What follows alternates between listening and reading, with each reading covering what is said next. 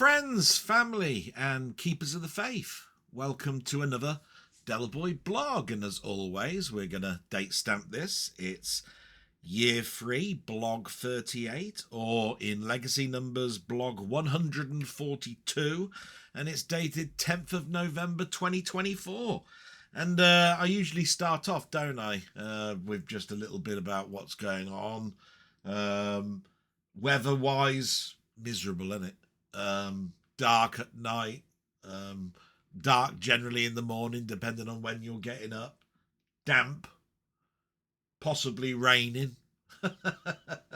I can still see the leaves on the ground. I really ought to get out there and do that, but there's a reason for that, and I'll probably talk a little bit about that later on. But interesting week. Many people will know it's been a week I've been prepping for such a long time, and I'll talk a little bit about that as well in my main bit about me, but we'll get the news out the way first, shall we? We always date stamp it with the news, and it's been again a huge week in the news, hasn't it? I mean, well, we'll just read it out now. We always start off with the war. This is what I noted down when I was looking at the news. It said Moscow shuts down airports as Kiev launches major drone attack. Ukraine attacks Moscow and its region with at least 32 drones in the early hours of the morning. The mayor, Sergei Sobyanin, claimed no major damage or casualties from the attack. Yes, the war continues regardless of what's going on in the world. But the rest of the world has been, wow, shocked. So let's go down just a little bit of brief news here. The king is to lead remembrance ceremony at the cenotaph, while the queen will remember the fallen soldiers privately due to ill health. Yes, it's Remembrance Sunday, the time where all of those things where we wear our poppies. I've got mine on my coat, by the way. I bought one when I went to Sainsbury's. We remember the fallen soldiers of the wars previously. The Queen used to do this. And the royal family has always been there. It's always televised on the TV. You know, we sort of like remember this time privately ourselves. Like I say, some people will do it at a specific time and have a minute silence or something of remembrance. I'll be doing something similar. But yeah, we must always remember our fallen family members and soldiers of that era. And then the huge news, which I'm sure the world is now well aware of. USA, I've labelled this under Trump wins second term as president on Tuesday, the 5th of November. The Republicans won with 312 votes over the Democrats' 226. World leaders have congratulated Trump on his win, while the media speculated over what this would mean for key events such as the war in Ukraine, economy, trade, and the UK links with the USA. Yes. I mean, I could say that I saw it coming. There were two candidates, obviously, Trump and Harris. I was hoping for Harris. I think it would have been better for the country. But I did say at the end of my blog, or should I say the end of my news part of my blog last week, America, vote with your heart and your heads, hopefully. Think of yourselves, but then also think about the rest of the world. We're supposed to be a united world, and you really want the best candidate that not only looks after yourself, but also looks after the world. Trump, I believe, looks after himself. I don't think he even thinks about Americans, to be quite honest. This is an opinion that is quite rare. I don't generally have too many opinions. But He's a businessman, thinks of himself. He's been indicted. I don't know how a president can run with so much that went on in the months previous, court cases, taking files that are top secret. They were found in his possession. All sorts of stuff. The worst thing about the whole of his,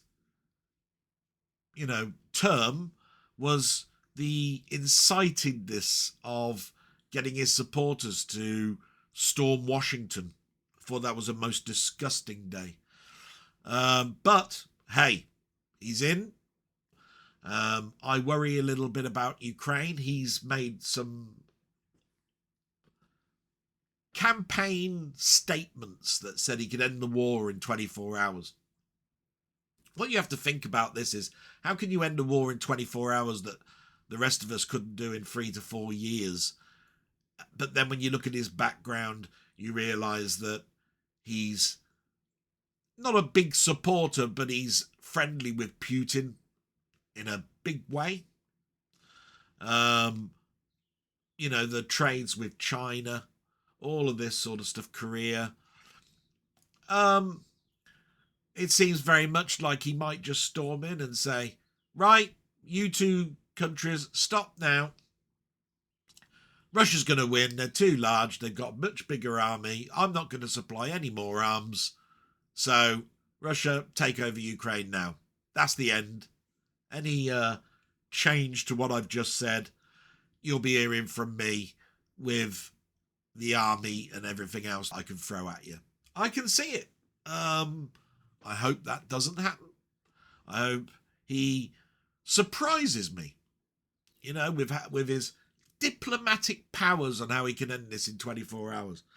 But that's just one thing on top of the next, which is, when he was last in, he put levies on trade because he wants to close off the borders and make America big again. So basically, he wanted to make his own steel, didn't import steel, wanted to make his, he's very big on who cares about the environment. I don't care about it. If my factories need to make their stuff and make us big and powerful, then that's what I'm going to do. It's that sort of attitude that fills me with dread a little. But that's all I can say about the news, really. And then we move into my big week. Yes, it's been an interesting one because, as many people know, on the 5th of November, I needed to go in to have my second operation and final on my heart, or should I say hope it is. So far, so good, I will say about that.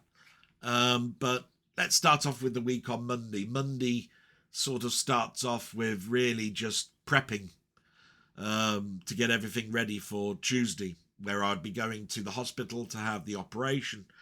I was making sure that my brother-in-law knew what time he needed to pick me up, what the expectations were for picking me up and bringing me back, which is pretty much a near-on impossibility.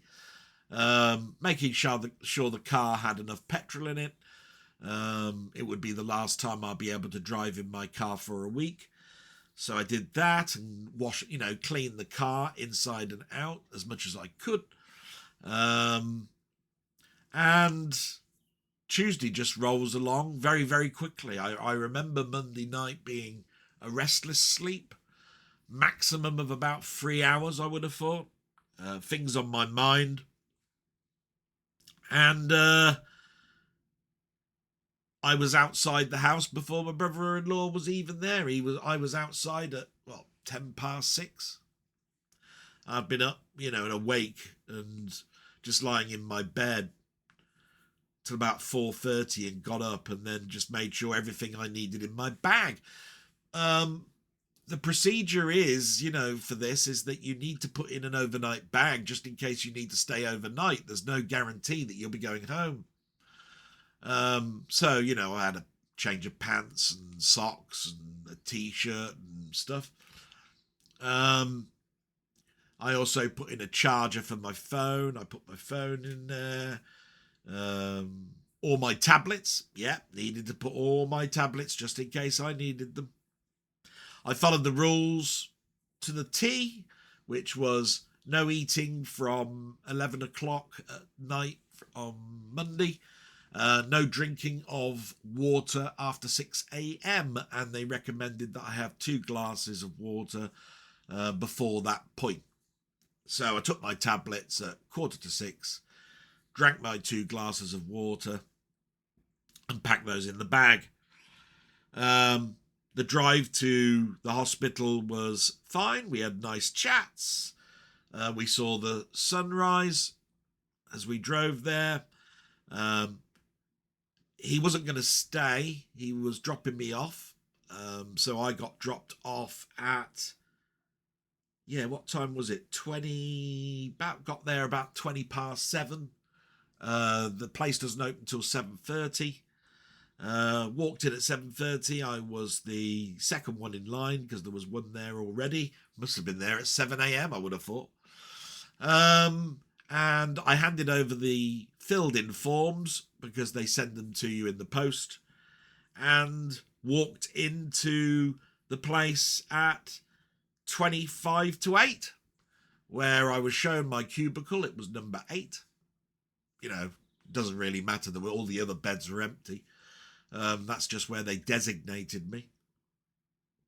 The gown and everything was on the bed. I was sitting next to the person who was there first, and I could hear everything that was going on in regards to the order. They said that I was second. The person that was first was the bed next to me. It's funny, you can hear what they said. I mean, I didn't really listen that closely. I mean, I don't really want to know his date of birth and where he lives and so forth. But I did hear about what treatment he was having. He was going to have an electroshock procedure where they were going to jumpstart his heart to get his rhythm of his heart back to normal. I've heard of that procedure. I've heard it's quite a simple procedure and doesn't take very long. In fact, the lady next to me said she expected him back in 15 minutes. It was actually half an hour. Anyway, during all of that time, I got into my gown. I got out of my clothes into the gown. I got treated very nicely. People coming up to me, asking if I was okay, checking my date of birth. Was this all correct? Is this the procedure that I'm expecting? All of that sort of stuff. Until the point where I saw him wheeled back, and then they started concentrating on me. So the nurse came up to me and put the little bands on that basically have all the barcodes and everything. And, I had to sign a form to recognise what the expectations were. The 0.2% that could have a problem with strokes and heart attacks, the 0.1% that could have this, that, and the other. It was all stuff I've heard before. Till eventually, after watching my phone and you guys on YouTube and all of that sort of stuff, they said, get into bed, we're going to wheel you in. So I did that, and then the person said, sorry, we're not going to use that bed. We're going to, can you walk there? And I went, yeah, it's not a problem. So I got out and walked. Went past the operating theatre that I remembered from the last time because there's 2, and I went to the second one, walked in. It was quite cold. I remember that. Sat on the bed. I heard them call out the roster, saying, this is, who it is, me. Age, not diabetic, date of birth, address, procedure. And then after all the roll call, I got told to lay on the operating theatre bed. And then it was from then on the procedure.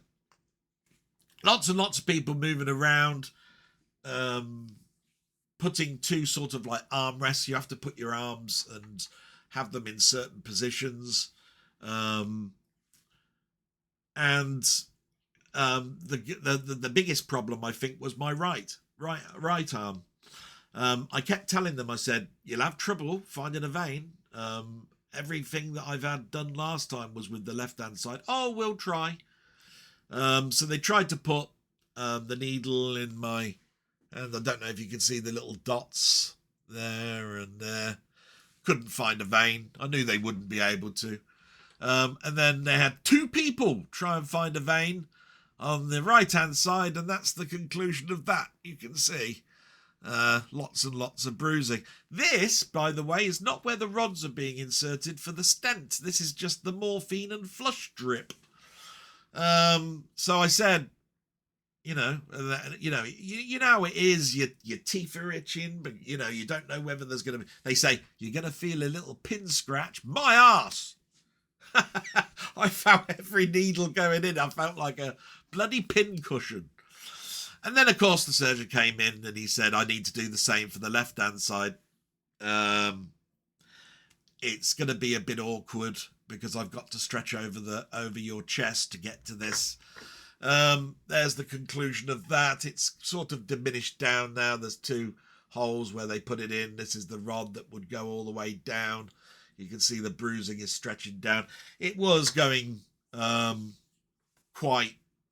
it was very, very painful. I felt it going through my vein. I felt it all the way to the point that they started the procedure. At one point, after they'd done the photography, and they were putting in the balloon with the stent, and there's 2 of these.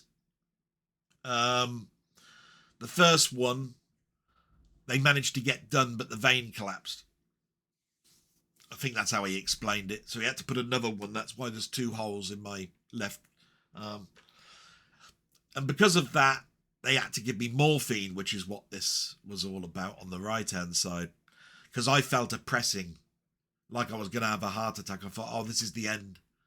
And you were awake all the way through this. And I thought, you could, it does say on the form, you could have a heart attack on the operating theatre. But you're in the right place for that, and all of the standby equipment is there. But in my head, I was going, this wasn't like it was last time. Last time I didn't feel a thing. It went smooth, no problems, just discomfort a little bit. This time it was like a golf ball being pushed into my chest, But that was compounded by the fact he's operating over my chest and he's basically getting to my rod, my wrist with the rods, pressing down on my chest. So yeah, morphine was added. He said you're going to feel this for about 1 or 2 minutes. It was more like 5, or that's how it seemed like to me, till the end, which was 2 hours 10 minutes. And he then asked me to sit up, which I did, and then he gave me his little spiel saying it was a success. I'll feel like a new man in 60 minutes. Because I did say, I still feel the pain in my chest. He said, don't worry about that. He said it was a success. 2 stents put in, larger than was expected, which is why I'm feeling the pain in my chest, because the artery was more damaged than first thought. And so bigger collars were required and a higher gauged rod going into my vein, which is why I was feeling the discomfort. And I was then said, the normal stuff, you can't drive, you're going to go back to theatre, there's going to be a procedure where air is going to be released from the bands on your wrists. That's right. Before I got sat up on the operating theatre, they put this plastic sort of like, when you go swimming and they put those water wings on, for kiddies so that they can float, like a flotation device. They put this sort of like, what I can only imagine is that a really hard plastic version of the stuff that you get in your deliveries, with that popping air stuff. Not the small stuff. I'm talking about those big puffer bags. They wrap that around your wrist, fill it with air, tightening all around your collar, and the reason for that is so that you don't bleed out through the major artery that they've just been pushing rods through. So he told me, yes, they're going to release the air out of that. It will take 4 hours. I went, okay.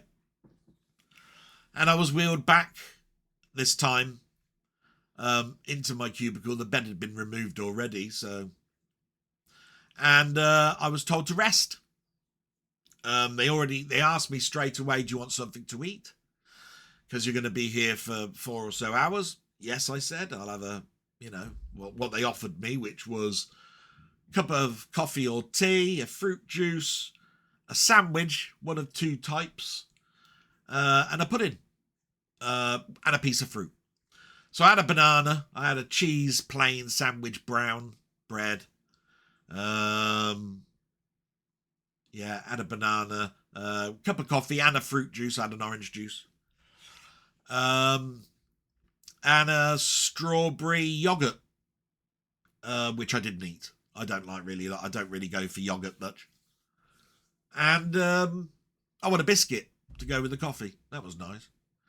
And to be quite honest, it was just hanging about. The pain was still in my chest. And I just thought, oh, it'll go away. The nurse then came up to me to say that I could be discharged at between 4 and 5 o'clock. Remember, I went in at about 10 to 10. It was 2 hours something. So, yeah, that sounded about right.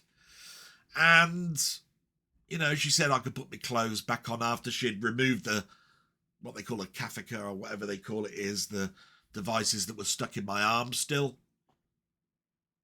And I put my clothes on and waited outside for my brother-in-law because he sent me a text message saying he was on his way, and I waited sort of 20 minutes before I left because it's about a 30 to 40 minute drive and I could do with some fresh air. But I didn't take into consideration that we drove there with no traffic, but there'd be a ton of bloody traffic going back. So of course he was late picking me up. So I went outside way too early. But the first thing I said to the nurse was, that pain is still in my chest. What's the expectations? Because the surgeon said an hour. And she said, oh, that was optimistic, wasn't it? She looked at my notes and she said, you've got severe bruising of the internal artery caused by the collar. Expect to have that for a couple of days. I went, days? Said, it feels like a golf ball being pushed into my chest. She said, yeah, but don't worry, because that's just internal bruising. Your collar is going to basically heal over the stuff that's inside your artery, the skin, whatever it's made out of is going to grow over the top of that. And I went, and she said, the blood that's now pumping through there is obviously gushing through it like an oil well. So it's going to take time.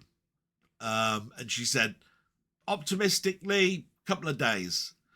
Non-optimistically, I can't really say because I'm not the surgeon, but, expect discomfort. I went, all right, not a problem.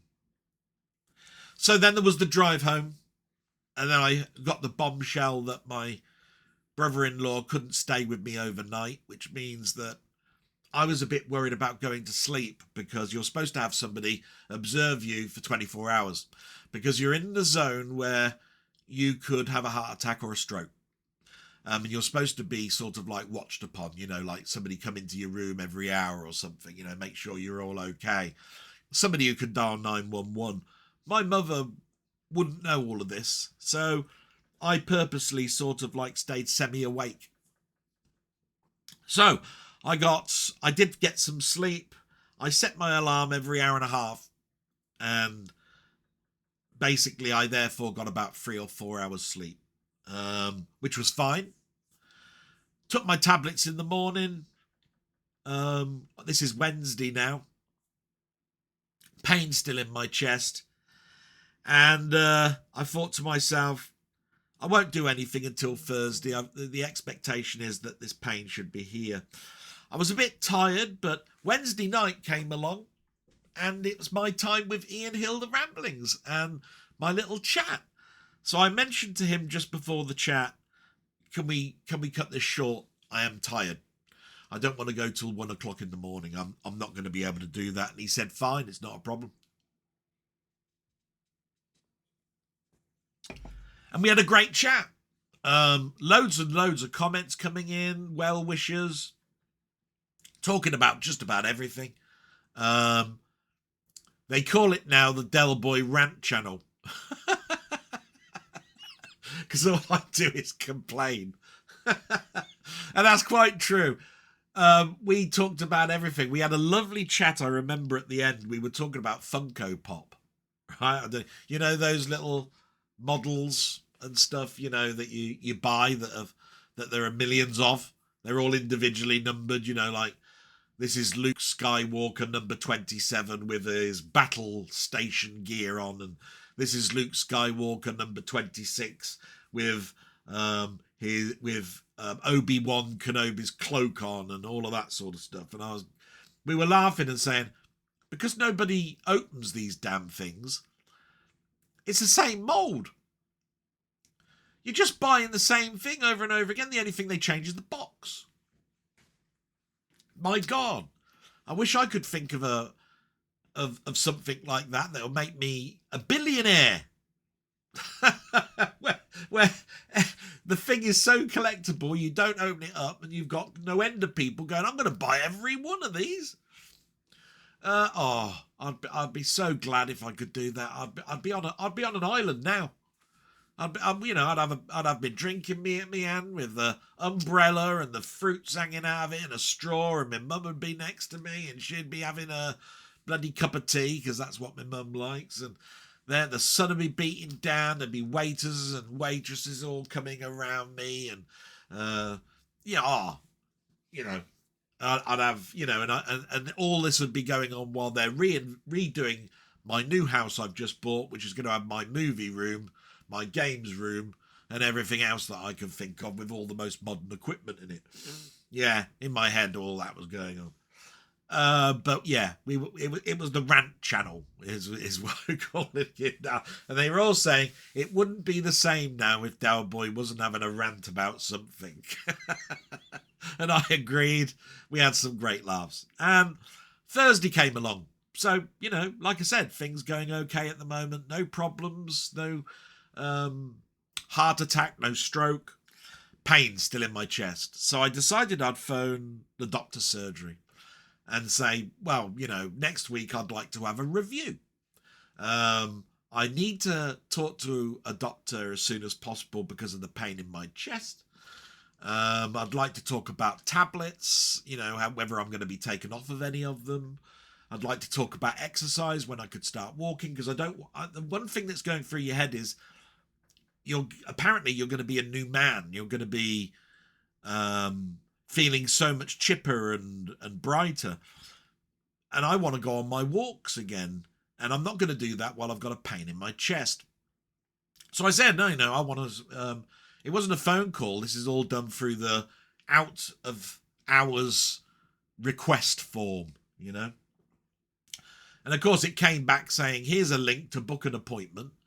And when I looked at the appointment, when I clicked on the link, the earliest date was the 21st of November. I needed to speak to someone Friday or next week. So, of course, I had to make a phone call. And another text form came through to me. They said they couldn't help me. I needed to fill in this form.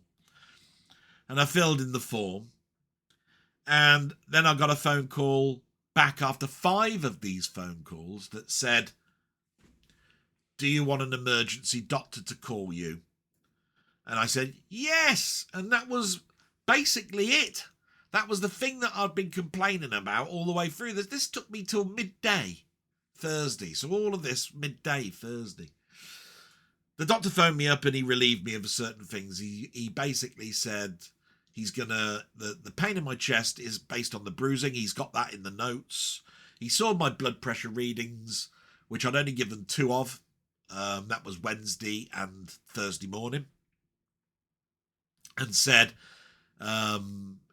yes, the bottom figure could do with some looking at, but it's very early days. The pain, he said, yes, don't exercise too much. Get that healed. And he did say the expectations were, and this is in his words, possibly 2 weeks or more. And I told him about my sick note, and he said, oh, after what I've just read here, we're going to extend your sick note. I'll extend it to the maximum that I can go to. So that's to the 9th of December. And he said, and he just reiterated, this can be extended longer, but also remember that if you feel that you can go back to work, do so. But my recommendation is after this heart procedure and the bruising, you do it at the time that you think your body will allow you to go back to work. So if you need an extension, no problems. And I went, all right. So that was a bit of a doldrums moment because I want to go back to work, even though it's going to be a stressful thing for me. The more time you have off, the more you get into a routine of not working and the more you don't want to go back. So my brain is now saying, go back to work. Do you see what I mean? So that was in my head. And the other thing he said was, you need to speak to your doctor, for which I'm going to send you a link form, because he is the person that you need to consult with in regards to your medication, exercise and everything else. But I am going to have to write to your cardiology department to find out about the pain in the chest and the expectations. Okay, I said. Now, I'd already booked the 21st as an appointment, right?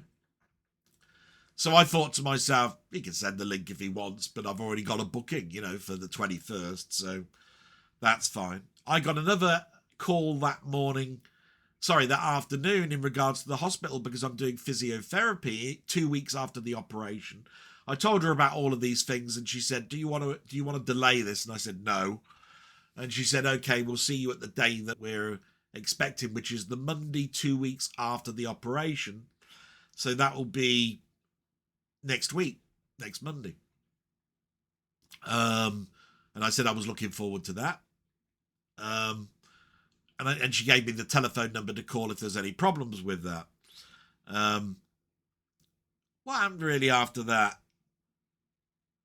Yeah, so Friday comes along with these links and it says, book your appointment with Dr. Ben. Well, I thought, well, I'll just click on it. But I don't need to because I've got the appointment booked for the 21st. And damn if it isn't. The only appointment is the 25th of November at a time that it conflicts with the physiotherapy. I'm going, what? So I booked this appointment and I phone up then the surgery after 11 o'clock because you can't phone before because it's all to do with emergency appointments up until 11 o'clock. And I spoke to this woman and I said, look, I've booked the 25th, but I've got a problem. I've already booked the 21st. But if you expect me to go on the 25th, it's going to conflict with my physiotherapy. She looked, and that emergency doctor that called me up on Thursday cancelled the 21st. Actually cancelled it off. So the only appointment I've got now is the 25th, which conflicts with the physiotherapy. She said, and this is what I quote, the only thing that you can do is that link is valid for 30 days. Keep clicking it every day. If an appointment comes up before the 25th, book it. Otherwise, there's nothing else I can do for you. And I went, this is ridiculous. I said, so you've put me in a situation where I've got to cancel my second appointment with physiotherapy, which is very important with the hospital, so that I could speak to a GP that I had booked for the 21st, and the emergency doctor should never have cancelled. She went, yeah, nothing I can do. So that's the situation with that. So I haven't phoned the physiotherapy people yet. And the doctor's appointment, I'm just going to see if I can book earlier. But I've got to go every day. See if there's a cancellation. There's none of them looking to see if there's a cancellation. None of that. And if I've got pains in my chest, they recommend I phone 999. Yeah, brilliant. So this is Friday. And really all I did was all this week was just do some game stuff. I did a retrospective of a film called Fantastic Voyage. I hope people find these enjoyable, by the way. I'm not asking anybody that watches this blog to look at those things, but they are things that I love to do, and you get to know more about me by watching those. And I set out the notes for my blog on Sunday. So what I mean by that is I don't fill in anything. I just do the pages, the 4 or 5 pages of the headings that say blog and shout outs and what I watched on YouTube and your stuff on YouTube. And I, fill in the gaps, the spaces where there's going to be names. And then I fill in what I've actually watched. Saturday night, generally, Saturday during the day. So Friday came and went, and Saturday waking up really with the same sort of like pain in my chest. What I will say is from Friday, after speaking to the doctor on the Thursday, he did increase my painkillers, because I told him, well, if I do take more painkillers, I'm going to burn through them quicker. And he said he'd order a new prescription for me. So I've been taking more painkillers, and that's dulled the pain. Okay. I sleep better at night. I can talk slightly longer than a minute, without getting out of breath and feeling the pain in my chest being pushed in harder. And so right now, I don't know whether the pain is going away faster, but I do feel more at ease. But they did tell me 2 weeks or so. And when I woke up this morning, I remembered I didn't take my painkillers last night. And yes, the pain was there. So I took them at 6 o'clock this morning. And I'm feeling like I did yesterday, which is the pain is dulled. So I know that, yes, it's healing, but it's slow. And it's going to be a good 2 weeks before I can do anything, which is real pisses me off an awful lot, but it is what it is. And here we are at the blog, really. There was no talk with Pete last night, which was probably a good thing. It gives me more time to rest. And all I've been doing, really, is looking after my mum. Now, the only danger thing that I did this week, really, was on Friday we needed shopping. And I can't drive, and I don't know if I can walk, that distance and carry things. They've already said that I'm not allowed to lift anything heavy with my rod hand. That's the left hand where they inserted the rods. So that means only this right hand. So I took a chance, and I went and got the emergency stuff, 2 loaves, 4 pints of milk, that sort of stuff. With some stuff that I thought that my mum would love, custard cream biscuits, that sort of stuff. Bought some cream crackers, some butter, some breast of chicken, cat biscuits, that sort of thing. And it was heavy, but not too heavy. And I managed to walk there, walk round, and walk back without sitting down. That to me is a triumph. It's half a mile there, half a mile back, plus whatever the journey is around the supermarket. Probably about a mile and a half then, with the last half mile being with a heavy laden bag. That's given me encouragement. I then spoke to my mother and said, I'm going to do a walk from Monday and do it every other day. And I'm going to extend it as I feel the need. And on the days off, the Tuesday, I'm going to walk on my treadmill, which is in the garage doing bugger all. So I've put the grease underneath the belt because it hasn't been used in a long time. Turned it on for, it was a good 5 minutes, so that the grease goes over the wheels, and therefore that's there if I ever need it. It's an orthopedic belt, so it's a very expensive treadmill. I bought it 10 or so years ago, and it's an orthopedic belt, and it can take weights up to, I think, 22 stone. So of course it's sort of like what you'd use in a gym, but not quite gym quality, and I was glad that I still had some silicone grease and it hadn't frozen over or anything. So I've done that, and I've ordered some more, just in case this grease was perished, not very good. I don't know quite what happens to oil over a certain period of time. So I thought it would be best, and it's not that expensive. It's something like £6-7 a bottle. And it's a very small bottle, but you don't need a lot of it. And we come to Sunday, and this blog and me sitting here.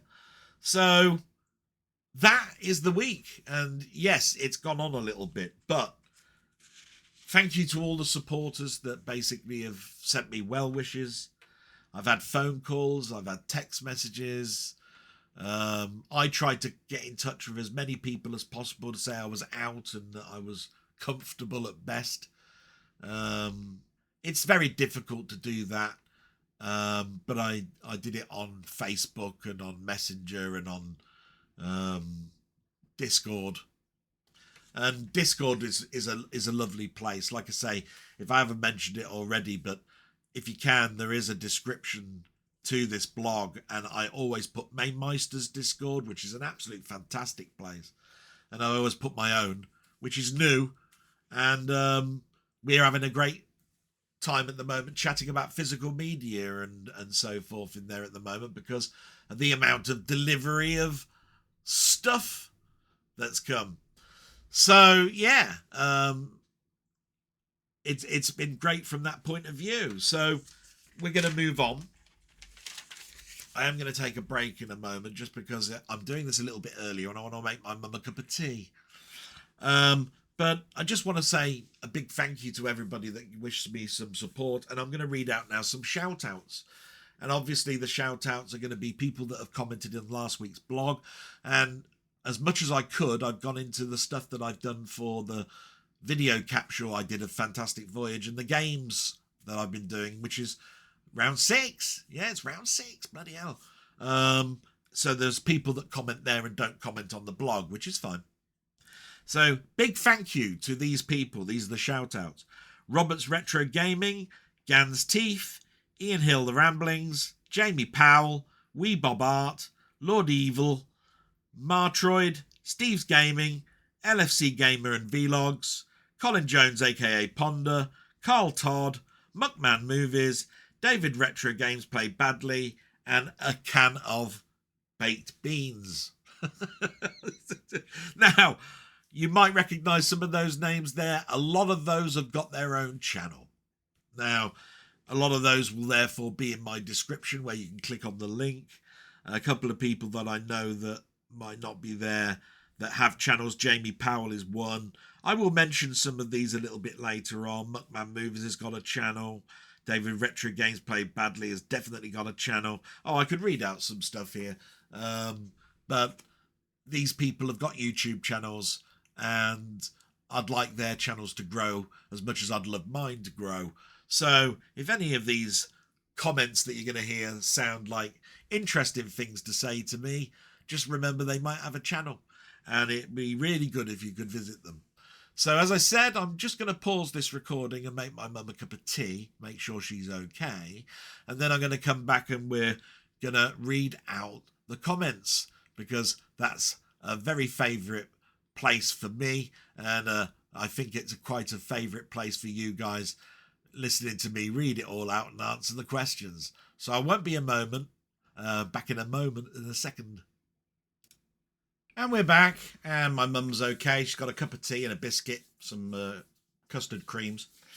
And where did we get to? Yes, we're going to read out now your comments. And I love this section. They're in no particular order. I'll read them out verbatim. Last week was a little bit different because I truncated only certain parts for reasons that people will, I think, know now. So anyway, this is verbatim. First one is Carl Todd. And he's put, "Hi, Del. I think that I'm probably 2 with the comment this week." I think he means late. Don't worry about that this week. But in the off chance that you are running late, I thought that I'd try to write something. Sorry for the lack of comments recently. I was sick. Feeling better now, though.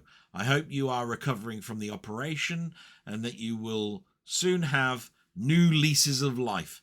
I hope that your mum is getting better too. My mother, I haven't really talked much about her in that bit that I said before. You'll know now, listening to earlier, where I currently am. I'm on the mend. That's all I can say, really. And I'm feeling okay. I hope I don't look like I'm going to keel over any minute. And my mother, yeah, she's much the same, memory-wise, about the same, which is in my position, it's a concern. But she's taking her tablets. I'm constantly making her cups of tea. I turn the telly on for her now and put on a channel that I think she'd like to watch, because she keeps getting confused with the controller now, the remote, pressing wrong numbers. We've got Sky, and she doesn't understand the Sky system where you can choose the channel by looking at a list. She puts in the numbers. So when she goes to put in 401 for Sky Sport, she puts in 410 instead, and that gives up a channel that says you're not subscribed to this channel. And then every time she's pressing the numbers, it's going wrong. It's a confusing thing for her. So I do the best that I can for her at the moment to make her feel comfortable. Thanks very much for asking. And that's pretty much my mum at the moment. So you continue. Just a couple of linked questions this time. Do you think that 4K Ultra HD will be the last format of physical media for movies?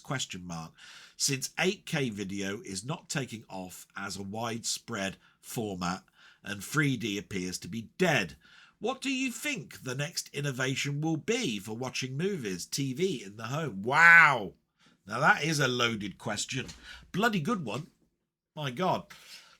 Do you think that 4K Ultra HD will be the last format of physical media for movies? No. Since 8K video is not taking off as a widespread format and 3D appears to be dead. 3D's never dead. It's been around since the 50s. It's come back 3, 4, 5 times. It's still a medium used at the movies, but it's now in that same situation as it was between the 50s and the 70s, in looking like it's dead and then being brought back. And you got to remember that James Cameron is doing Avatar, and he changed the 3D that he did for Avatar 2, and Avatar 3 is in production, and he's again moving forward with 3D on that. So does that mean 3D's dead for the home? It looks like it for now, but I wouldn't write it off as something that we're not going to see in 4K. But there is a caveat to that. You got to remember that I talk a little bit about my VR headset. I watch all my 3D movies now. Not on the telly, but on the VR headset. Because you don't need those glasses or any of those active or passive glasses that give you the 3D effect for a flat TV, and that's because of the way VR works. I think VR is probably going to be moving forward far quicker than technology in telly for 3D. And from that point of view, I think, therefore, that movies are going to change in that retrospect as well. We were already at 4K displays in VR headsets of a sort. Could it go to 8K? Possibly. What we have to remember here is that 4K is not widespread at the moment. There are still a lot of people out there with standard HD, that's 1920 by 1080 p resolutions. And even though 4K is now what people will buy when they go into a shop, generally, there are still people buying HD TVs for the bedroom, say, where they don't need 55-inch screens and above. So 8K is something that, is you have to understand that the television industry will have to keep moving forward. 8K is the obvious. 4K to me is never about the resolution, but is about HDR, and that's about colour. And I see that constantly being tweaked to be better and better and better. So I see HDR being improved upon in 4K for the next 2 years. And while that's going on, VR will be moving forward, and we'll suddenly therefore have 8K in VR, and HDR will be incorporated into that. And therefore movies will continue to be a thing in the cinemas where You don't need to worry about all of this that I've just been talking about, because it's digital and sometimes still film, and doesn't incorporate the resolution and so forth so much. Digital does, but not so much film. And while there is film, or everything is backwardly compatible to anything that you want, because it's how you scan that film that it actually dominates whether you're going to do that in 8K, 4K or whatever. But remember, the more you move up into the higher resolutions, the more space it takes up. And you'll tend to find that what Hollywood does is scan and store these scans in a certain hold somewhere. I don't know, maybe Warner have got their own vault, Paramount's got their own vault, and they've only got a certain amount of space, and so when you're storing something at 8K, it takes up a lot of space. So you tend to find that they're storing them at 2K and 4K at the moment. And I should think that that's a concern to the television industry, because if you want 8K, you're going to then need a new physical medium, but you're also going to need a bigger way to stream. And at the moment, there's a big battle going on in regards to physical media versus streaming. I want physical media to always be here. And from that point of view, 8K won't work with Blu-ray discs because of the amount of space that you can store on a disc. Just to give you an indication, Superman was re-released about a year and a half, 2 years ago. It already had a 4K release, but they did another 4K release and they tweaked it again. They basically took away one of the audio streams to incorporate the old 2-channel stereo, which they took away in the earlier release. Because they did that, there was more space on the disc, and therefore they could up the bit rate. Now, if you up the bit rate, you've obviously therefore going to need to stream that, and that means that you're going to need a very fast broadband. And as you know, we're going fibre now. Most of the country is fibre, but not everybody is taking it up, and therefore you're trapped with how is this going to work for the people that have got lower bandwidths. And what do you do if the internet dies on you? You've got no way of watching your films. Then the other thing you've got is you've only got the license for so long, so you can only watch these films for a certain period of time. And when the license runs out, it goes from your streaming service, and you therefore can't watch it again. Where with physical media, if you've bought it, you'll watch it whenever you want. And if basically the license lapses on a streaming service, who gives a shit? You've got the physical media that you've got on your shelf. So yes, there's a lot. It's a big discussion, a big talking point that is obviously talked about quite a bit, but I don't think it's talked about enough to get a result.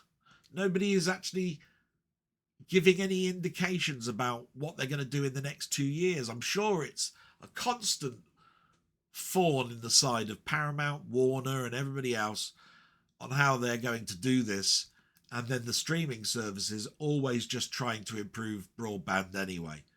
So I'm pretty sure they hope that broadband will just constantly give us the bit rates that we need for our films. What do you think the next innovation will be watching movies, TV in the home? VR. It's the only way I can move forward. There isn't anything holographic and all of that sort of stuff. We're miles away from any of that, from my opinion. VR is going to be the closest. A big thing that happens on YouTube is watch-alongs. Just imagine what it'd be like if all your subscribers had VR headsets. You could all be watching the same film, and there'd be none of this. I'm 20 seconds ahead of you guys. I'm just gonna have to pause while you guys get caught up. So when you're trying to discuss a joke that's just been on, you hope that you're all watching it at the same speed, but you tend to find you're not. So VR headset would stop all that, because you'd be watching the one film. and you'd all be linked to that one recording. So you'll all be watching it at the same time, and there would be no differences in timescale of what you're watching.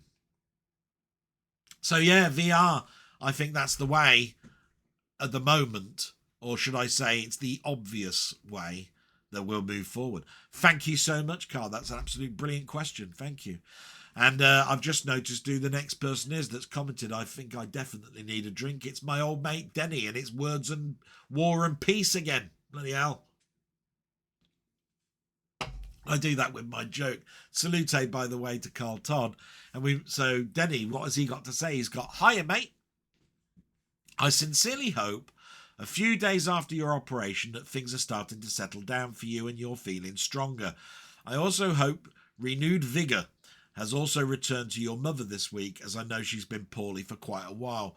I think I've answered that now, matey. Thank you so much for asking. Absolutely brilliant of you. I know you mean it when you say this about my mother and me and health and all that sort of stuff, you know. One more day, Del. Then that lovely Blake 7 box set will be ours. I literally can't wait. Yes, if you haven't guessed already, Denny is so excited about Blake 7 on Blu-ray. I just looked at my order and it says that it's on its way, but it's going to be delivered anytime tomorrow up until 9 o'clock. Yeah, been here before. I bet you any money mine turns up Tuesday, everybody else. Just imagine YouTube is going to be filled with unboxings. Oh my God. Tons of them. Look at this. I've got it just now. Look at this case.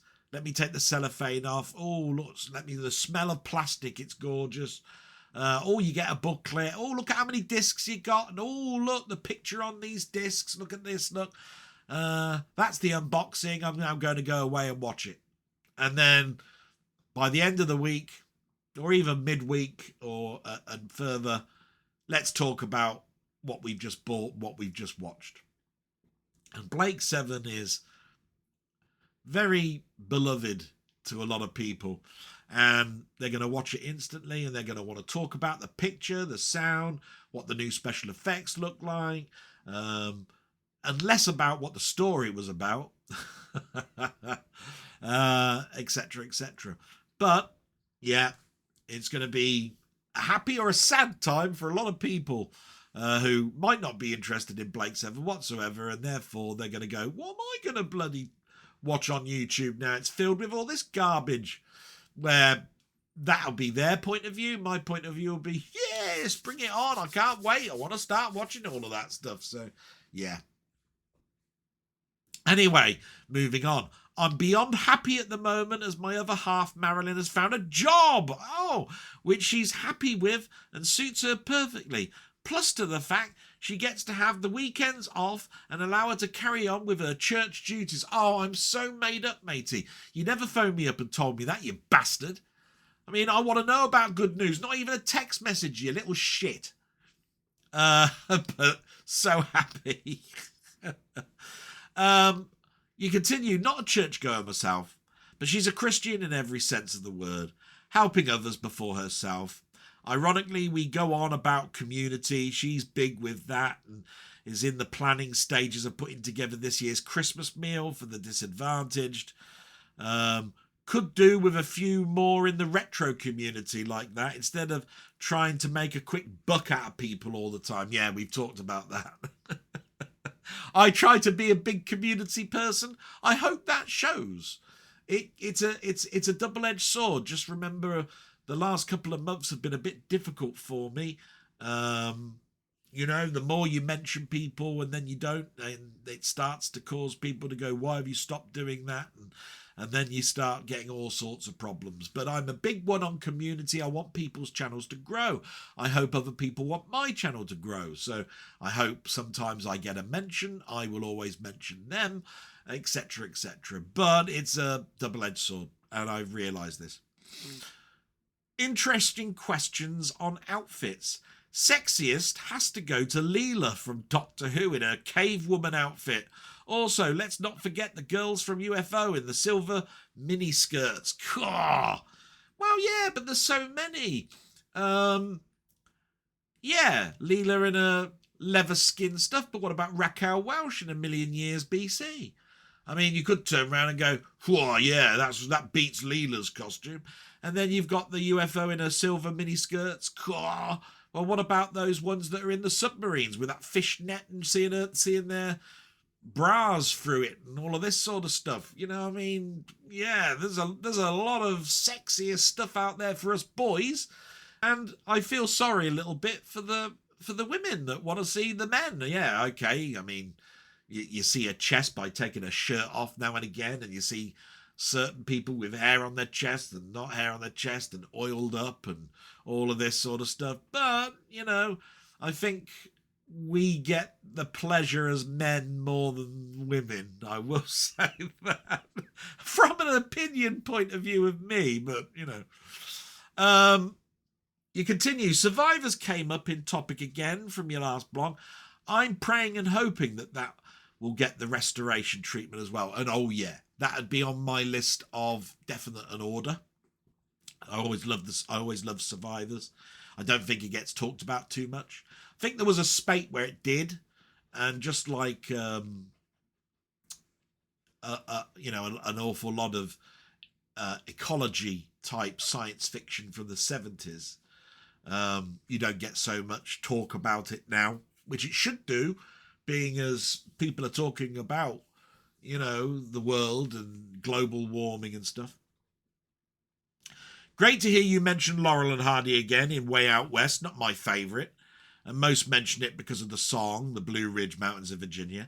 I prefer the Bohemian Girl better, where they play as gypsies. Yeah, they play songs outside a window with that, with very comedic plum. As I'd like to say, I wish I could sound like Frasier when I say that. His dulcet tones are so much better with the "I'm listening." But yeah, the gypsies trying to play the musical instrument with Oliver Hardy trying to sing and so forth. Yeah, it's hilarious. One new series that came back this week for season 2, I'd recommend The Old Man on Disney+. I'm getting caught up. This week, Sky started off a series called The Jekyll. I'm in two minds on whether this is going to work. The Jekyll is a great book. I've seen 2 important film versions of that, the original and the Bruce Willis remake, done a lot later. A 10-part serial of an hour long means it's 10 hours long. Seems to me like there's going to be a lot of padding. By the way, they showed 5 episodes in succession on Thursday. I watched 2 of them because I got tired. I needed to go to bed. But it's streaming. I can watch all 10 if I want right now. I don't have to wait till Thursday to catch the next episode. But my God, 5 in a row. Brilliant, I suppose, for people. The first 2 were good. It was slower than the film. Oh my God, he's only just shot, you know, his target. And we're only just getting into the investigation of trying to track him down. My God, in 2 episodes, 2 hours long. 2 hours long, the film would have been finished. You know, it's a bit like that. Is it good, what I've watched? Yeah, it's good. It's good. I liked it. Question for this week. Which is your favourite version of Invasion of the Body Snatchers and why? I think there were 3 feature films. The last being The Invasion with Daniel Craig and Nicole Kidman. There is 5. Although you're quite right, 3 feature films. There are 5. There is the original 1956 with Kevin McCarthy. There is the Donald Sutherland 1978 version. You have got one called Body Snatchers in 1993, which had Forrest Whitaker in. That's not bad. You've got The Invasion, the one that you're talking about. That was from 2007 with Nicole Kidman. And you've got Assimilate 2019, which stars Andy Martichak, who's from the Halloween films. Let me see. Now, if you're looking, you're talking about a book by Jack Finley. And even the original 1950s version was not that close to the book. The 1978 version even distracts even more. Some of the moods and subject matter are not really in the book, and so is more away from even the 50s version. In fact, the closest version probably is Body Snatchers, which to me is one of the weaker ones, because what you have to understand is the book is written in the point of view of 40s and 50s science fiction. We've moved on as a community. It's a much like a comic book. Spider-Man that was made in the 60s didn't have mobile phones. So when you start doing something of him now in modern age, how can it be such a weird thing seeing somebody swing from building to building when every bugger's got a phone with a camera?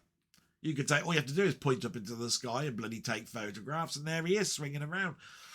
Not everybody carries around cameras around their chests, so ever since the mobile phone with the camera has been in there, our society has changed. So again, with the Body Snatchers, it's exactly the same. I am, though, going to go with my personal choice, what I enjoyed about the Body Snatchers. And so the top one really is the Donald Sutherland one. It's in colour, it's got a fantastic cast, and the ending is just like, wow. Where the 1950s version is equally fantastic and so close to that 1978 Donald Sutherland version. But the big at the end is more about ranting and raving about warning us that we're all going to be taken over by aliens. So really, you've got a madman running down the street saying, we're all going to be taken over. It's all a big thing, worry, and all this sort of stuff. And all of it. Don't fall asleep, all of that sort of stuff, right? It was more a personal thing with Donald Sutherland at the end, and I don't want to ruin the ending for that one because it is one of the quintessential oh my god moment endings, like Planet of the Apes. I'm going to go with Assimilate as the third one, and that's strange because most people would think The Invasion, being as it's got Daniel Craig and Nicole Kidman, but actually I count that as the fourth film. Assimilate is close to the book, and I think that the book really requires a version as close to that book as possible, and therefore Body Snatchers is my third choice, with The Invasion being fourth. And like I say, the last one, the order I've got is 1978, 1956, 2019 is Assimilate, 2007's Invasion, and Body Snatchers, with Forrest Whitaker being the last one. So I hope that isn't too confusing. Sorry, I'm getting all my dates and versions wrong. 5 films: Invasion of Body Snatchers 1, Invasion of Body Snatchers remake, Body Snatchers 1993 with Forrest Whitaker, The Invasion with Nicole Kidman 2007, Assimilate being the last one. Go look for them, go and watch them, hope you enjoy them. Like I say, sorry if it got a bit confusing there. Take care, my friend, and pass on the best to your mother. I will, not a problem. Fantastic, I really enjoyed that. It's always a bit of a difficulty with me when it comes to years and names of films. This is where I have to use my brain very quickly, and sometimes I have to put just little notes. And all I've got for the film Assimilate is the A on my pad. Because I just had to write down what they were because I knew I'd forget. So I haven't written down any notes about what orders and stuff. I've just got the I new, the I old, the A, the I, and the B, the Body Snatchers. So yeah, bit awkward. But thanks very much for that, and salute. We move to Robert's Retro Gaming. Thank you so much, my friend Denny. What a great pal he is. Brilliant. I hope your Blake 7 arrives on time, matey. The one thing that you can do though is don't be bloody so jovial about it when you get it. Right? Keep it to your bloody self. You miserable bastard. No, salute, my friend. Robert's Retro Gaming. Hey, Dell. I watched and listened to the blog last Sunday and wasn't in a good position to comment at the time. By now, we know that your operation went well. I hope the recovery has gone and continues to go smoothly. It's on its way, matey. It's the best I can explain. I might need another little pause in a moment. I can feel when I'm talking a little bit of pressure, but these things are diminishing as we go on. The trolls are best left muttering alone in their own personal darkness. Yes, the less we talk about that, the better. The election of Trump is a flummoxing thing. The American people have chosen to vote for the end of their own freedoms and democracy. I hope that when the rubber hits the road and the policies he bragged about so much begin being put in place, that the average person sees what is happening and at least has the decency to say, I didn't want this when I voted for him. Sadly, large portions of the world will suffer right along with the idiocy. Yeah. I'm glad that you put your point of view across without going, I'm pro-Trump, pro-Harris, all of that sort of stuff. You don't need to tell us all of that. It's the man that we're worried about and his brain and all of these text messages that are going to come through. Well, we've moved from Twitter now to X, haven't we? And all that sort of shit. He'll find a way to be in the news every day. And it like he is at the moment. Bloody hell, he's over every paper in the UK at the moment. You state, I heartily approve of your glass half full attitude. And I need reminders for myself to keep trying to do that. Matey, you're one of the most glass half full people I've ever spoken to. The amount of times I was in the doldrums and you were going, yeah, but think of it this way. Yeah, but think of it this way. You're like Denny to me. Such a powerful and strong person in my life that I'm glad to call you friend and royalty. I know a royal person and his name is Robert. Go and watch his channel. We'll talk about him a little bit later. Your series of gameplay videos based on recommendations from friends has been great. I don't get to watch all of them, but I am enjoying it. What do you mean you don't get to watch all of them? I'll watch all of yours, you bloody miserable bastard. Rant over, I'm only joking. But I'm glad you're enjoying it. Some of them are making me suffer. A lot of you are making me suffer, all of you. I thought you were my friends. And here you are. Oh yeah, I've put on this little game that I'd like you to play. Yeah, it's only got 200 lives. That might be an indication on whether you're going to like this one or not, Del. Oh yeah, 200 lives. Yeah. Die every 1 second. Move right, dead. Move left, dead. Move up, dead. Yeah, bastards. A lot of you. All the best to you and your mum as always. Thank you so much, my friend, and salute to you. Absolutely brilliant. And we go to another another friend of mine here, look, called Steve's Gaming. And as you know, we always do my salute, you bastard, you fucking hate you little git. Who's got his own channel and basically makes me laugh and is a really good friend of mine. Oh my God. If I could bottle up Steve, I would. You know what I mean? Just so I could trap him and he couldn't get out. No. Not at all. If I could bottle his enthusiasm, I would. He goes, hi, Del. I'm so happy your treatment is now done and you're okay. I did think about you quite a bit on the day, and quite frankly, I was rather worried about it the night before and didn't get much sleep, but I'm delighted you're on the mend now, and hopefully we'll be sorted now and get better when you're recovered. Thank you so much, my friend. What the nicest thing so far that anybody's written to me about that. That's absolutely brilliant. And I'm so sorry you didn't get any sleep. Get some sleep, man. God, if I'm not around, what does it matter? My God, your enthusiasm would be going to somebody else and you'd be having fun with them. And as long as I'm in the back of your mind about what a nice guy I was, I'd be happy.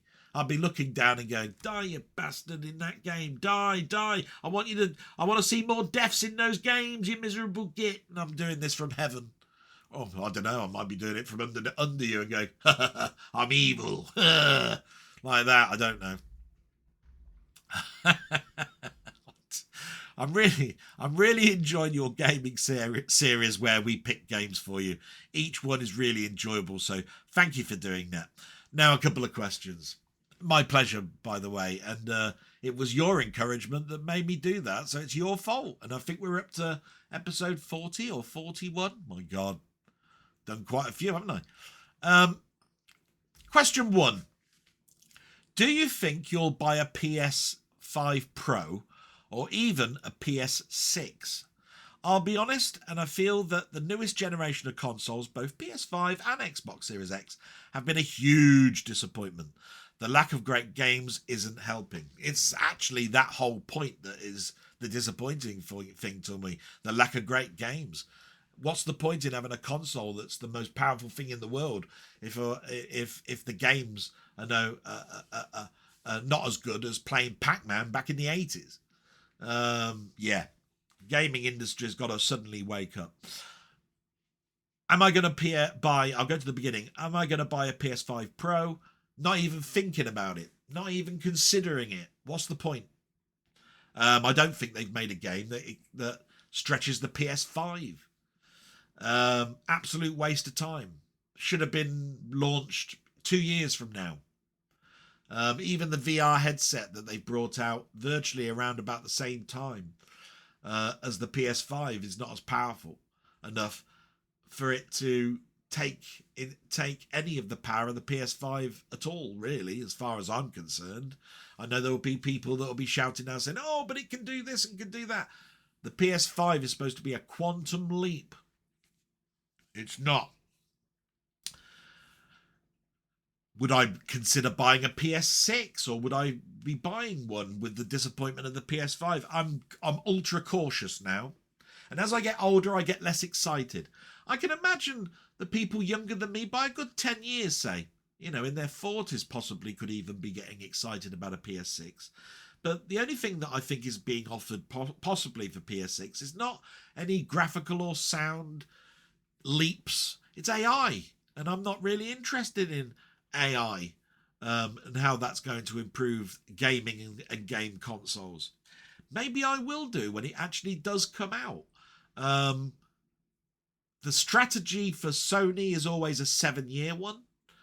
The PS5 Pro is on its is launched generally on the 4th year, and it has come out on the 4th year.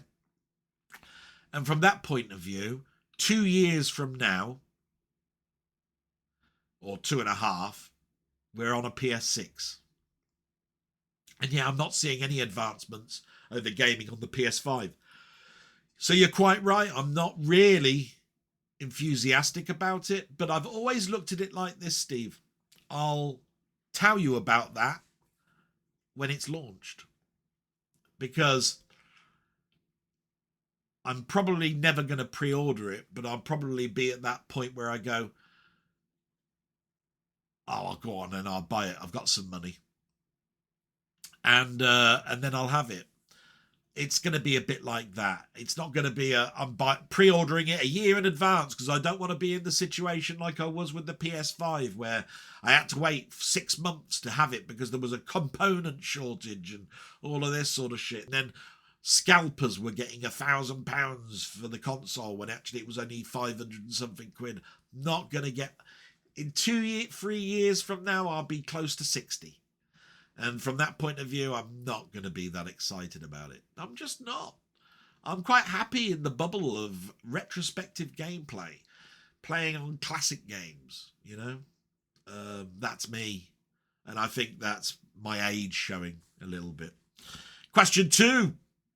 If you could go back in time to your 10-year-old self and tell him 2 things, what would they be and why? Oh, my God. 2. You only give me 2. I have to look at this as being a hard thing. You're only giving me 2 where I'd love 5 or something like that. I think the biggest thing that's happened to me is stress. And so my one of my things to me would be involving not to be stressed. Why do I get stressed? I stress because I worry about what people think of me. I worry about people outside of my family too much, which I love to do. Don't get me wrong. I count like Steve as family, and there have been times where there have been friends that I've put before family in my life. So there's going to be something in my head that's going to turn around and say, don't get stressed about things that aren't worth stressing over. And I don't know whether I'd understand what that would be at the age of 10. Do you know what I mean?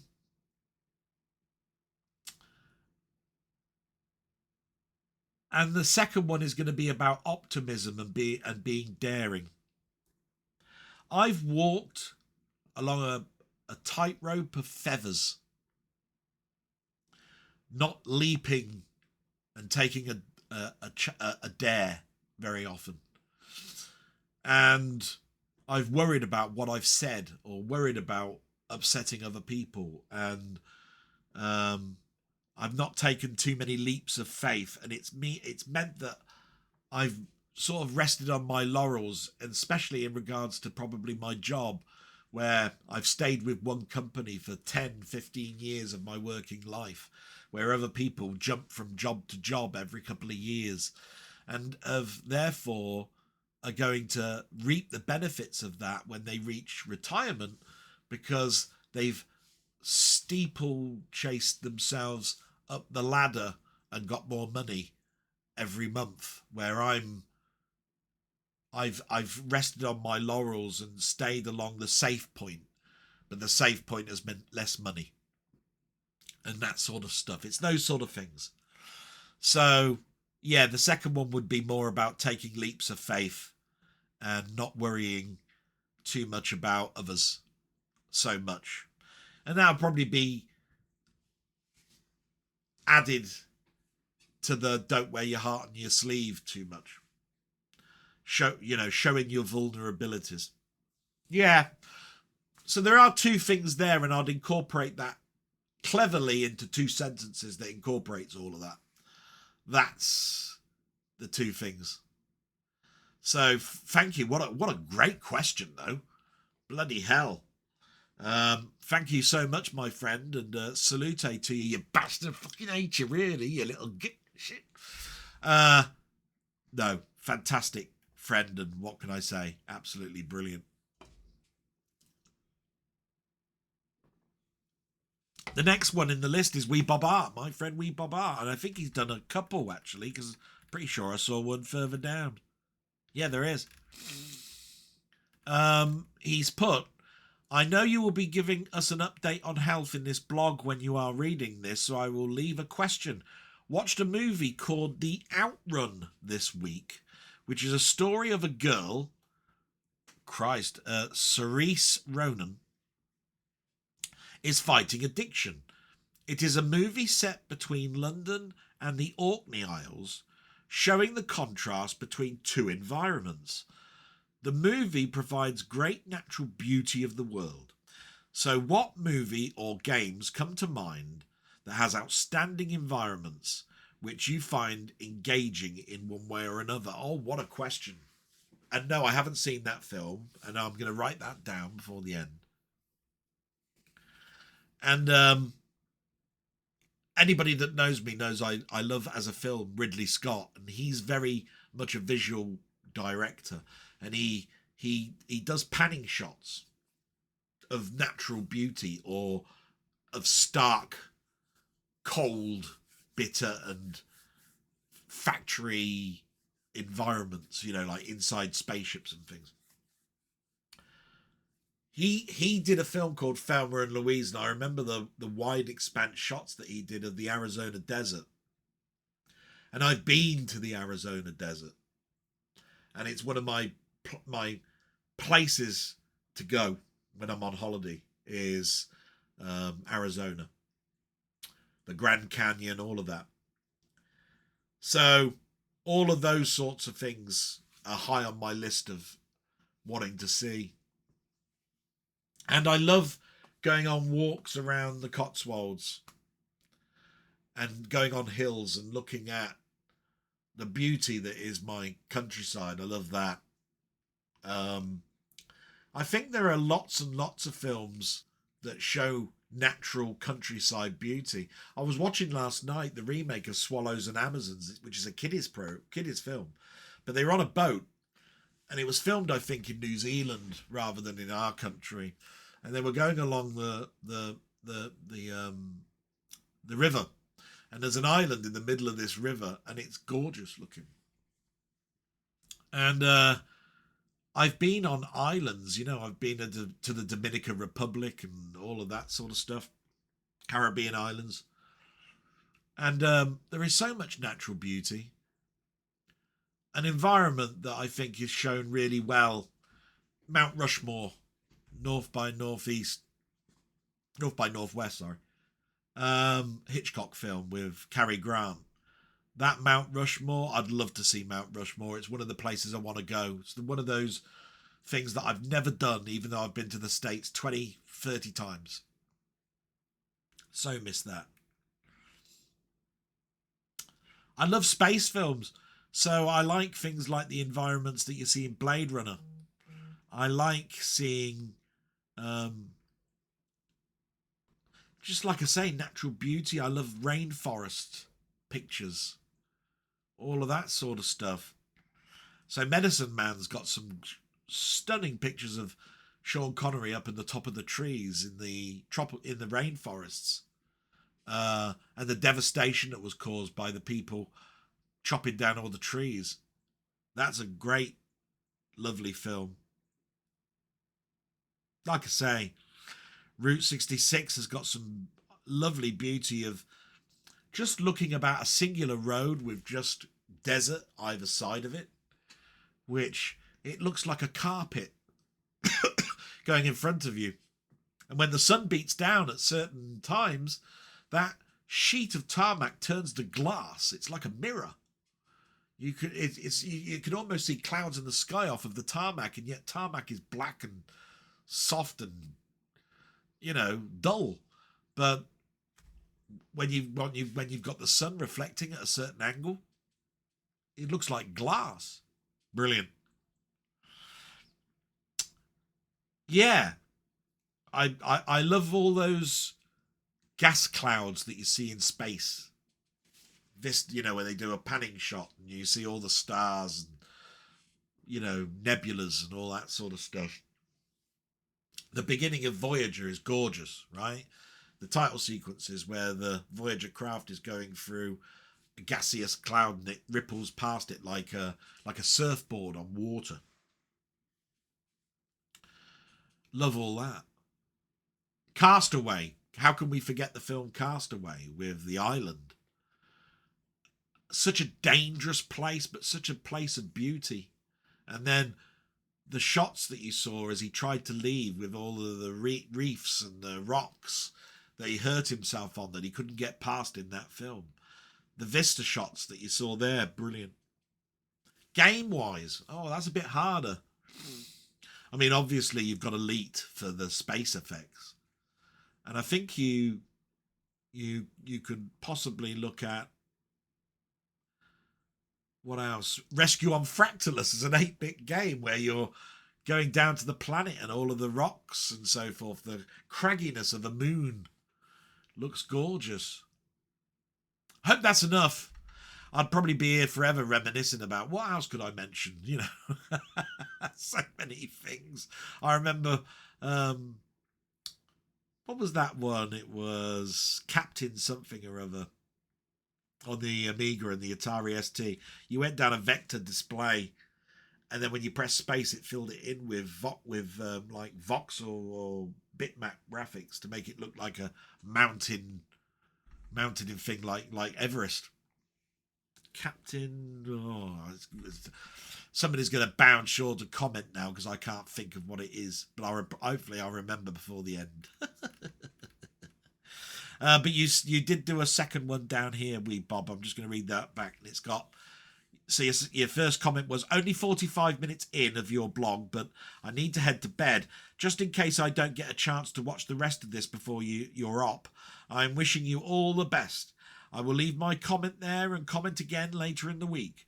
Just please give us a brief update as to how you get on through Discord or friends. All the best to you and your mum. Thank you so much. No, like I said, I knew that you'd put something beforehand and I couldn't remember where it was or what it was. So, 2 distinct questions. Comments. Thank you. Loved every one of them. Absolutely brilliant. So, salute, my friend. And we just move to another one before I just take another little pause.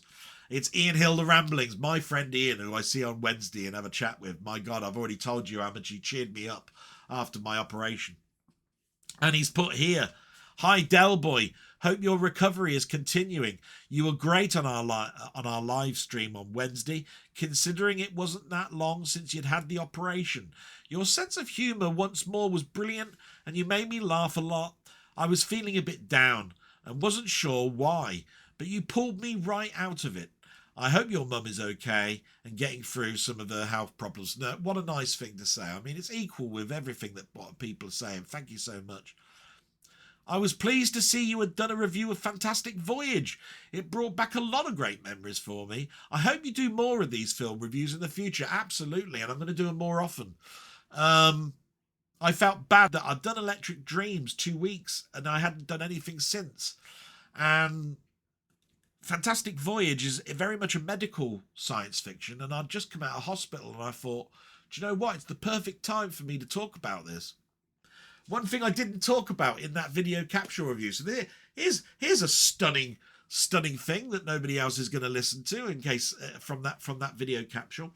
When I went to the States, one of the biggest game rides that you could do was Back to the Future.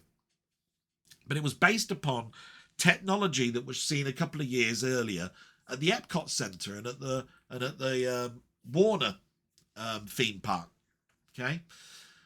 And it was called The Inner Body, I think. And it was based around, at the same time, a Star Wars one. Now, the Star Wars one was 8 or 9 people get inside this capsule. And it's on a bed of air. You know, it's on this. And you're surrounded by screens. And this robot is going to fly you past a Star Destroyer. And there's a big battle that goes on with all these TIE fighters and X-Wings and all that sort of stuff. And you're right in the middle of it. And this robot is bouncing you left and right. And you're feeling quite sick because the motion of it is timed with this bed of air underneath. So this is how Back to the Future works. Only Back to the Future increased the technology by having a dome with a cinema 360 degrees round you. This was a screen in front of you, right? Big one, take it like that. And you get motion sickness because your horizon is not seen. So anyway, you're flying past this Death Destroyer and the motion sickness can make you, the motion of it can make you feel sick, but it lasts about 5 or 6 minutes. And you come out and you go, whoa, what a ride that was. It's almost like a roller coaster. Now, the one at the Epcot Centre was a medical one, the Inner Body. And it injected you into this body, no word of a lie. And you're travelling along arteries and you get to the heart. And it's just like Fantastic Voyage, right? When you reach the heart, it's suddenly like, oh, our thrusters have gone. We're going to be pushing great into the heart and shot out the other side, right? And it sucks you in and you'll go through these arteries like this. And then you're shot out the other side, right? And that was one of the reasons why I did the capsule review of Fantastic Voyage. But I forgot to mention that I remember with fondness, my travelling to California and Florida and going to Universal and the Epcot Centre and those sort of things and going on that ride. And I remember right now on how the technology back then seemed really, really good. I mean, the visuals were absolutely fantastic. And Back to the Future took it another notch. And here we are 20 years later and they don't do much of that anymore. That ride's been dead for years. Back to the Future, they replaced it with The Simpsons for a time and then something else. But anyway, that's a That's a shocker for you. You got something that is not in my Fantastic Voyage retrospective. So there you go. You continue. Last night I watched a film you have mentioned before. It was The Man Who Haunted Himself, 1970, with Roger Moore. Enjoyed this film a lot, and Roger Moore gave a great performance. I had no problems with the ending. All seemed good to me and easy to understand. I know he's your favourite James Bond. Yeah, because I'll talk about that in a minute. So just to go back, The Man Who Haunted Himself, it's based upon a short story called The Strange Case of Mr. Pelham. And it was dramatised in Alfred Hitchcock. And when Roger Moore did it, The Man Who Haunted Himself, it also had a captivating score, which I've got. It was on something called a promotional CD only, which meant that they were thinking about bringing it out as a soundtrack, but might not. And so for years and years and years, and it's by Michael Lewis, I think his name is, you couldn't get that score. And I love the score because it did that thing that it did in the 70s. I don't know if you remember, where they made classical pieces of music, but they added modern instruments like electric guitars, drums, all of that sort of stuff. So this track that's in The Man Who Haunted Himself, right at the beginning, is an orchestral score, but it's got drums, bass, electric guitars, harpsichords, all of this sort of stuff in this upbeat 60s type tune. And apparently it was a number one tune in Europe, France, Italy, etc. Not in this country. And a lot of people get the film or don't get the film. People who don't get the film think it's mediocre at best, or a piece of rubbish, really, that they just don't like. And others really love that film. I really love the film. I've watched it multiple times. Absolutely brilliant. I don't want to give the game away, but you can guess it. The Man Who Haunted Himself, right? So it doesn't take a leap of faith to recognise there's possibly two Mr. Pelhams. And that's the point of it. So the ending can be controversial, but if you get it, you get it. And that's what makes the film, if you get it. I love it. So I had no problem with the ending, yeah. So Roger Moore's my favourite James Bond. So here's one question you will love. He says with a laugh. Here we go. I'm dreading it now. What are your Roger Moore films as Bond ranked to the best? Oh, you bastard. Right. Is Roger Moore my favourite James Bond? For years and years and years, yes. I used to look at questions like this. Who's your best favourite Doctor Who? Who's your best favourite Bond? Etc., etc. Because when you have several actors play it over a long period of time, you will have a favourite. Now, usually your favourite is the one you grew up with. And Roger Moore was the one I grew up with. Because remember, Sean Connery, who quintessentially started off the Bond and did an absolute fantastic job, and is sometimes considered to be the best Bond, was there in the 60s.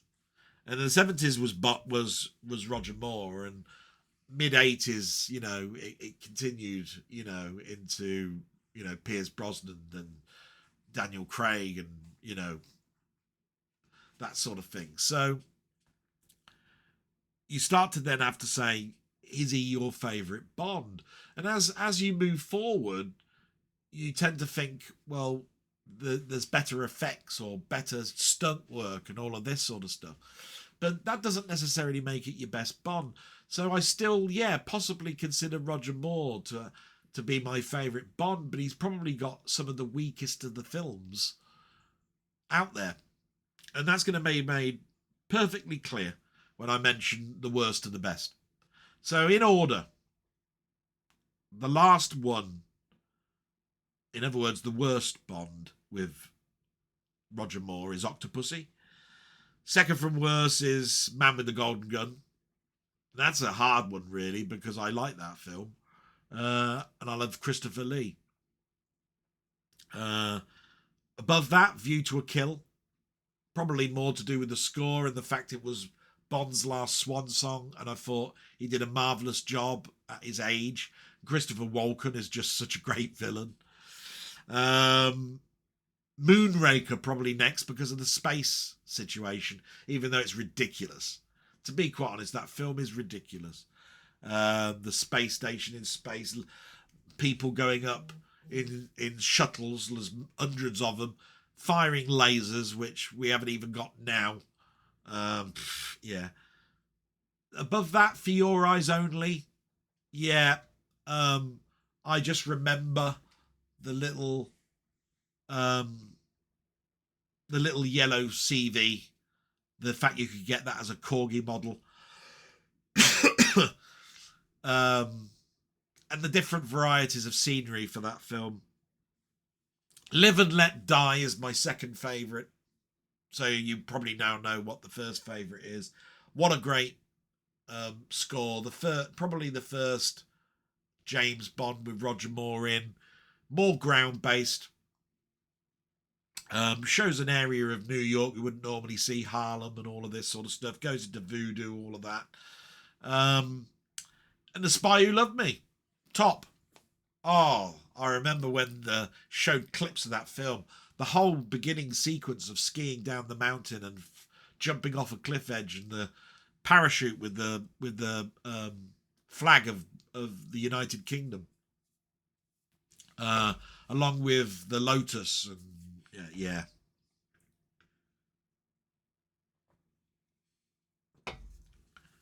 Loved it. You know, it's skeptical at best when you're talking about Bond. You know, but Bond has been with me through the years. As a kiddie, we loved being spies. Now it's all Mission Impossible and all of that sort of stuff. It's lost its way. And that's he says, all the best and have a reet grand time. Can't miss that. The reet grand time, which I can't do, even though I've been on his stream now 30 times. I'm no northerner, but I am an adopted northerner. So I live with that. Is Ian an adopted southerner? Is he Eck? Ecker's like. I hope that made him smile. I'm coughing a bit, so I'm going to get myself a refresh of drink. And I'll be back in just a moment. We'll continue the comments and get to the end. It's going really well. I'm really enjoying myself today. Thank you very much for watching so far. Back in a moment. And we're back, and we're going to finish off the comments. And I've got my drink refreshed, by the way. And we're moving to LFC Gamer and Vlogs. A great pal of mine again, doing his blogs again. Absolutely wonderful. Makes me smile. And he's put, hi Del, I was going to wish you luck on your surgery, but YouTube decided to shadow ban me for 24 hours, Monday to Tuesday, without any rhyme or reason. I'm back, as you can read my comment, but to say I was quite upset and worried sick is an understatement. With your, I was worried sick is an understatement. With your recent gameplay videos, I assumed the operation was a success. I'm so made up for you, mate. Again, sending all my kind regards to you and your mum. No, thank you very much. And I'm sorry I cocked up that statement there. I missed the full stop. But you got questions for Sunday's blog. With Mark Robins being sacked as Coventry manager due to poor results, realistically, who do you think would be the perfect candidate to take over the reins of the Sky Blues? You never know. By the time the blog is up, you may have a new boss. And no, that hasn't happened. In fact, they got their sort of caretaker coach that was only introduced in the summer of this year, taking over the manager's reign. And they had to play this Saturday against top of the league Sunderland. And I was dreading it. I was going to go, it's going to be 7-0. And it ended up being a draw. They're going to be happy with that. 2-2. But the sacking of Mark Robins came as a surprise to me. My dad, comes back to my dad. My dad always said, you should never really sack a manager that's got bad results until Christmas. If at Christmas you're in the bottom three, then a club has really got to look at it and go, what's the future going to be because there's only like 4 or so months left of the season, and they've got to turn this around. And that's when you should start looking at things. So to actually sack somebody in November without actually having a manager in place, I think is a bad move. They're obviously looking. Certain reports I've read about state they're taking their time, but there are candidates. I've looked at it and gone, yeah, all of this sort of stuff. But the sacking shocked me, and the one thing that I think is very disrespectful is that he was there for 7 and a bit years, and he got them all the way through the divisions up to the championship again. And in the championship, he's actually got them to playoff points and even the final, only losing by penalty shootout. I mean, my God, the man's done wonders. What Coventry keep doing is that because their lack of money, they sell all the players that they've established, say, for 1 or 2 years. And that's as long as really their players are. And then bring in new players. And these new players have got to gel, and you've only got the summer to do it. It's ridiculous, therefore, to consider how a manager can do that. Now, you might strike gold like Mark Robins has done in the last couple of years in having great players go and bringing in new players that you don't know about, but have actually gelled and managed to keep them in the running. That hasn't happened at the beginning of this year. It was bound sure to happen. So my point of view is that they would have gelled and they would have gotten some results. Just before the sacking, he'd won 2 games. It started to move them back up through the table, which is very tight, by the way. And that the game where they sacked him, they lost 2-1. And by the way, the manager of the team that they played on Wednesday was the coach that they got rid of, that managed that team. So, you know, it was a hard decision, I'm sure, that Coventry made. They said they didn't make it lightly.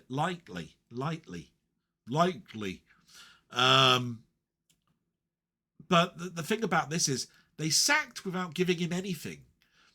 I think it would have been nice to have said, this is what I would have done if I could, is I'd have said, you've been with us 7.5 years, it's not working out, but we'd like to take you away from being a manager and offer you a board place.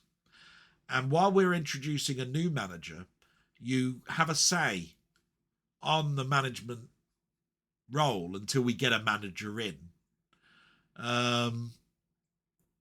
And then when that manager is 3 months in or 2 months in and has started to gel with the players and got us some results, you become a fully pledged board member. But no, sacked, gone, no plaque, no statue, nothing. Awful. I think it's the most diabolical thing you could do. You've asked me, who do you think might take over, I think. Who would I like to see? I gave a result as a stark thing without even thinking about it, that Lee Carsley would be good. Now, Lee Carsley is the under-21 England manager, and I think he would make a great person, because the way that managers are working at the moment, they're making former coaches managers. And he's done really well with the under-21s, and I think he'd fit in well. The things, the people that they're mentioning as managers at the moment, the top one that they're thinking of at the moment is Frank Lampard. I don't think he'd gel with Coventry at all. In fact, I'd say Robbie Keane would make a better person than Frank Lampard. But I've mentioned those 3 people. I could see those 3 people being hired. I would go with Lee Carsley as my choice. And that just shows how much I know about football, because I don't know an awful lot, but I do know what I like. So there we go. You then continue. Speaking of Coventry, I'm glad to see your former player, Victor Guillarquez, I can never pronounce his bloody name, who did great for your club, is doing well in Europe with Sporting Lisbon. He recently scored a hat-trick in a shock 4 win over Man City on Tuesday. Yeah, Man City aren't doing particularly great, are they? Would you love to see him play in the Premier League? Absolutely, yes. I'd reckon he'd fit into Liverpool's starting 11 straight away. This is your club, Liverpool, straight away. Could just be my bias, though. I'm glad that you think of him so highly. I did. My God, lead scorer for a couple of years with Coventry. When he left, I went, oh, here we go. We're going to lose now. We've lost one of the most talented people I've seen. And give us a couple of good years at Coventry and then gone. And this is Coventry all over. They said, how much can we get? How many million can we get? And then buying replacements that cost a third or less. Terrible. And all of the coffers go to the board. That's it. Don't go to the buying players. So, yeah. Yes, I definitely would like to see him in the Premier League. I would love it if he played Liverpool. Liverpool are a great team. 3, from the lowest to the highest, what would your ranking of English, Chinese and Indian takeaways be and why? In ranking, it'd be English first, Indian second, Chinese last. Why? I'm allergic to an awful lot of foods. English is bland, but I like that. It's what I've been brought up with. You know, it's more the Americanized market, you know, with burgers and fries and then throw in American Italian pizzas and all that sort of stuff. Indian, you can have stuff without the sauces. Their sauces are heavily with mushrooms and onions, which I can't have. But you can have things like chicken tikka, plain. So that'd just be a spice cooked over standard breast of chicken and served. Love that. Put it on skewers. Great. See what I mean? Chinese, it's more about the noodles and sauces that are more like water. You know, it's like soups and stuff. And a lot of them are with onion, which I can't have. And I'm just not into noodles and things. It's slimy in my mouth. I just never like it. I'm not big into ravioli and spaghetti. And they're Italian foods. I suppose it's the fussiness in me. Just to give you an indication of this, I lost, when I was a child, I had a sickness that made 7 of my teeth drop out. They went black. Lost them all in one go. And then I wasn't eating and I lost a lot of weight. I was so thin that the doctor said, you've got to fatten him up. He's borderline now. And whatever he wants, just give it to him. Well, of course, you tell a 6-year or 7-year-old this and they're going to go, yeah, I want sausage, chips and beans all the time. Bread and butter, fatty bread, bacon, all that sort of stuff. Where my sister would have been at the point where she could have anything she wanted. She's 18 months older than me, and she loves ravioli. So she'd have had spaghetti and ravioli, and I'd have been going, I don't want that. Give me sausage, chips and beans, you know, and all that. With me not having any, you know, like losing 7 of my teeth. So, of course, I got fussy. Then I found out I was allergic to an awful lot of foods, and it restricted my adventurism for my mother to cook me food. So, yeah, you definitely learn as a parent now, and I'm not one, that you need to force people to eat veg, you know, Brussels and all of that sort of stuff. They will eventually like them. They'll tolerate them. And later on, they recognise the goodness in them. I don't like fish. Can't stand fish. Don't want. When I was at school, I'd tear the batter off a fish, eat that, leave the fish. You know, it's stupid, and it's detrimental to me, and probably has not helped me with my diet, and therefore my heart later on in life. So listen to that, kiddies. And so, you know, from a parental point of view, and I'm sure people that I know that have got kids now, let me think. Alan, you know, Mamemeister is smiling on how he taught his daughter how to eat. And I'm sure she loves chicken drumsticks. I can only eat breast of chicken. I won't eat drumsticks. Oh, no. Gamey, strong tasting. No. Yet I'll eat venison. And I don't like pork chops, believe it or not. But most meats I'll eat. And when it comes to cheeses, I'm not very adventurous there. Red Leicester, cheddar cheese, all the ones. Mild, strong, extra strong. Parmesan, yeah. Brie, no. See what I mean? I'm not adventurous enough. But anyway, I hope that answers that. Here's a tricky question. What is your favourite arcade conversion for each of the micros, being the Spectrum, 64 and Amstrad? Oh my God, arcade conversion. Commodore 64. That's hard. Ghosts and Goblins. Safe bet. Spectrum. At a pinch. Renegade or Bomb Jack. Amstrad, Bomb Jack for definite. I didn't play the Amstrad too much, so it's harder for me here.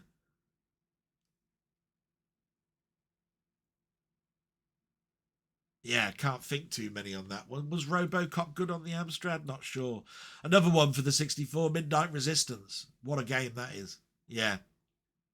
Can mention more 64s, a few Spectrums, very few on the Amstrad. I've gonna, after this, take a purpose look at the Mister and start playing more Amstrad stuff. Do you know what? Thinking about it, on the Mister, I don't even know how to load a game. Ooh. Yeah, I'm going to have to change that. I'll have to have a look at that at the end of this blog. Thank you very much. Hope that answers your question. What great questions. You always come up with 2, 3, 4 questions for me. Thank you so much. You really make my day when you do that. Thank you so much. Salute, my friend. And thank you so much for your blogs, which I'm so loving now that you're back doing those. You bought a fantastic pickup. You did the complete collection of Tom and Jerry. Wonderful. When it comes to the 60s, Tom and Jerry, loved it as well, just like you said. 70s onwards, oh, less said about those, the better. Modern Tom and Jerry, awful. Oh. Lord Evil is next. Salute, my friend, by the way, to LFC. Lord Evil says, good luck with your surgery. Thank you very much. Absolutely brilliant. Question for your next blog. What's your favourite and least favourite soft drinks? Oh, it goes back to the fussiness again here now. And we're at food and drink gate. It's moving into. Ooh. When it comes to favourites, you'll probably notice I either drink fruit juices of orange or I'm drinking diet sodas. So I like standard diet sodas. I don't like sodas with fruit added to it, especially fruits that are sour. So where I'll tolerate cherry Coke, I can't stand Coke, Diet Coke or Coke with lime. Ugh, or lemon. Or any of that. Nah. Most disgusting thing you can do for me. And that goes with sour fruit juices. I don't like grapefruit juice. I don't like apple juice. No. Anybody that comes around and says, do you want a juice box? Yeah, I'll have a juice box. Do you want apple juice? No, give me orange. I'm like that. And then orange without the bits. I want it smooth. So I don't like sour cordials. But I will say, when it comes to cordials, I love those mixed ones. You know, the ones that do it with like mango and orange. Or, you know, grape and mango. Or something like that. Love all that. Least favourite? Tonic water. Can't stand that. I wouldn't have a gin and tonic if you paid me. Vodka and tonic. No, I'd have vodka with something else, not tonic. No. Taste to me is, I can only imagine it tastes like distilled water. I don't know what that tastes like, but it's sort of like, it dries my mouth out. When I've tried a tonic before and I was really thirsty one day working behind the bar, And I basically, there was a tonic the top had come off of. And I went, oh, I'll get rid of that for you. I put it in a glass with water, drank it, and went, oh, what's that? I thought it was just water, like tonic, tonic. I didn't know what the tonic bit meant. Bloody awful. So when I go into a meeting and they offer you 2 lots of water, sparkling water or still water, it's still water for me. I'm going, who drinks that carbonated shit? I remember we bought a soda stream once and we had no cordial, and I pressed the button on the gas and it filled it in this bowl, and I drank it and I went, oh, what's this? Oh, I was rushing around to just put anything. I'd find some orange cordial or something and put it in rather than soda stream proper cordial and put it in. And that was bearable. But it's almost like the bubbles are dry your mouth out. Water's supposed to refresh you. With carbonate, no. Yeah. Other drinks I like, I love milkshakes and I love milk. So I'll drink milk and semi-skimmed milk. I won't drink totally skimmed milk or coconut milk. Nah, don't like coconut for a start. Nah, ugh. Milkshake, yeah, love that. Flavoured milkshakes, great. Always reminds me of Bod. With guess the milkshake, is it going to be chocolate, is it going to be strawberry, is it going to be banana? And it was never bloody chocolate like I mentioned. Yeah. So anyway, mentioned a load of drinks there. Thanks very much, Lord Evil, and thank you very much for commenting, and I hope you've liked the blogs and the gameplay. Brilliant. We move, salute, my friend, and we move to Colin Jones, and he's put, trolls are the pond scum of the internet. That's all I'm going to say. Thank you very much for just keeping that brief. I agree. By now we know how the operation went. All in all positive. I hope the recovery is swift and complete. Don't we all? I'm aiming to go back to work earlier than the fit note. We'll see. Stress is a literal killer. People can give as much advice as they like, but in the end there's only one person who can actually reduce the stress, myself. Exactly. It's how I take things that are said to me, or how emotionally I take something. And that's why I've never had a problem at work. When somebody gives me a job to do, I go, well, I can either get it done or I can't. But there are things that you can't control, and that is whether you're going to go up the management ladder, say, and how your career is going to progress, because you're relying on somebody who either thinks that you click and wants you to progress or not. And I was lucky that I found somebody that thought I was great, gave me a chance. In that 6 months, I proved just how willing and how dedicated I was, made me a manager, and he didn't look back. Move into a bigger environment, and I got swallowed up, and basically I'm not that anymore. And that's pretty much it. You give me something to do, I get it done. Right? My manager always turned around to me and said, I'm going to give you 3 emails ever in your life, and I'm going to ask you to do a job. The second email will be an email that says, 7 days have passed, where are we with this? And the third one will be, this is the last email, and I want to know now where we are with it. And if you're not further ahead, we're going to need to have a meeting. That is the way that you control things. Right? I don't need a second reminder, and I don't need a third. And this is probably where I sometimes have a bit of difficulty when people tell me something I already know. Right? Because it makes it sound like I've not listened. Right? It's almost like they think I've heard, but not listened. And there's a difference between the two. Right? I listen to everything people say. I don't hear it, forget about it, and go in the opposite direction. I listen. And I do the best I can. Right? So yeah, that's another bugbear of mine. People telling me something what I already know. But yeah, it's one of those things that I'm learning. You're sending love and best wishes to my mum. Thank you very much. The jumbo jet would have been counted out because you weren't in control. Yeah, all right. Yeah. I still go over the fact that I didn't know what you were flying by the letters. P57, blah, blah, blah, blah, right? If you'd have put a Boeing 747, or if you'd have said a Bell helicopter, or if you'd have gone a triplane I might have had a guess. I still say that. Don't care what you say. Shakin' Stevens is from Cardiff, so yes, he was from Wales. I thought it was. I couldn't remember. Gad, wasn't it, his surname? Anyway, yes, I have the OBS pause working. Fantastic, matey. Do you know what? It fills me with joy when I help. It gets me disgruntled when I'm not helping. So, yeah. You know, just when I was saying, oh, I did this and it got working. So happy that it worked for you. My question, what is in your opinion on secure messaging platforms? Oh, right, okay. There's another I recently discovered called Session, which needs no phone number, no email address, and is designed to hide as much metadata as possible.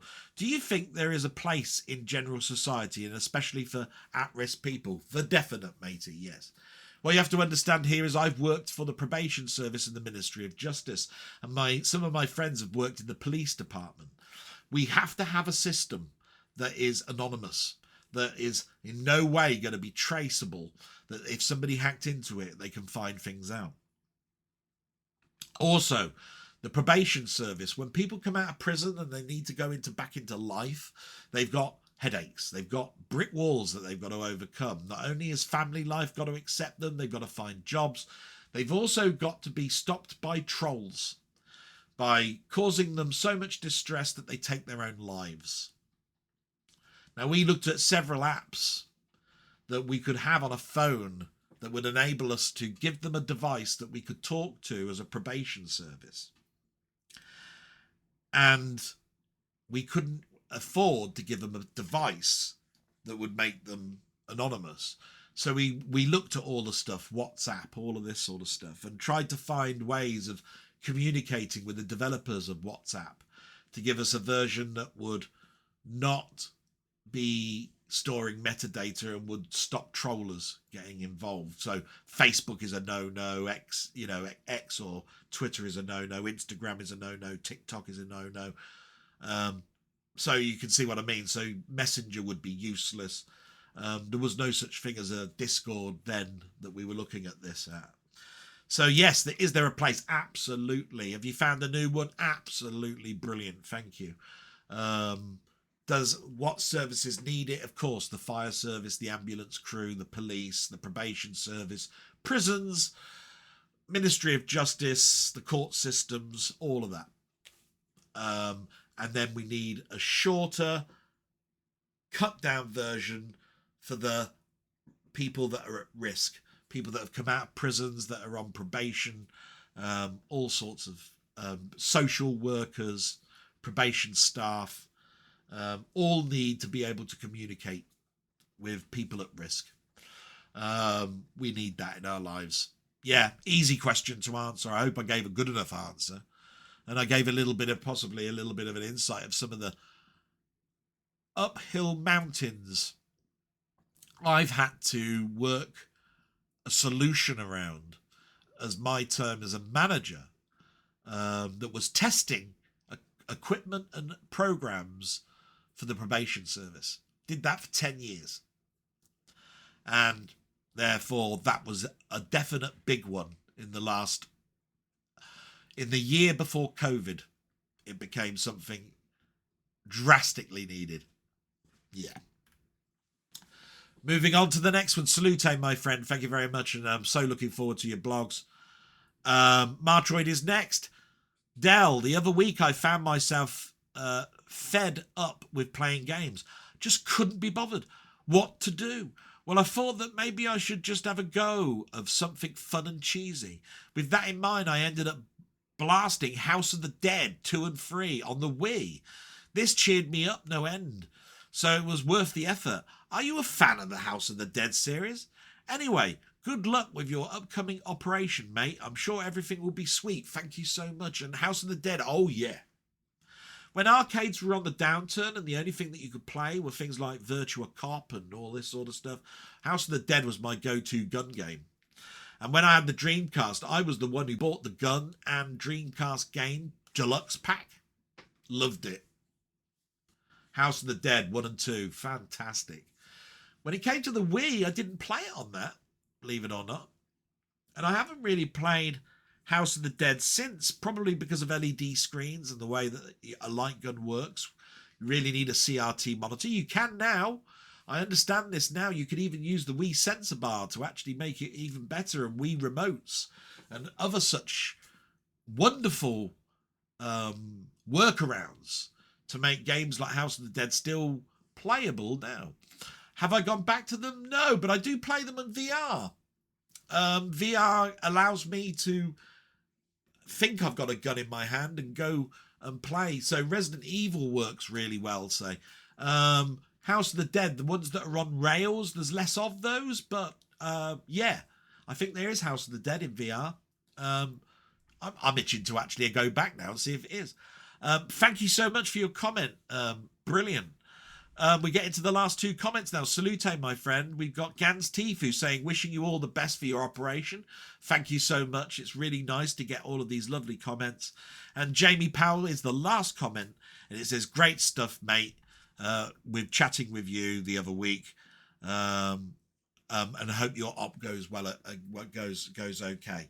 I can just imagine you saying that, matey, in your character voice, CJ, and with your black wig on. Thank you so much for the well wishes. Absolutely brilliant. We've got through the shout outs and the comments.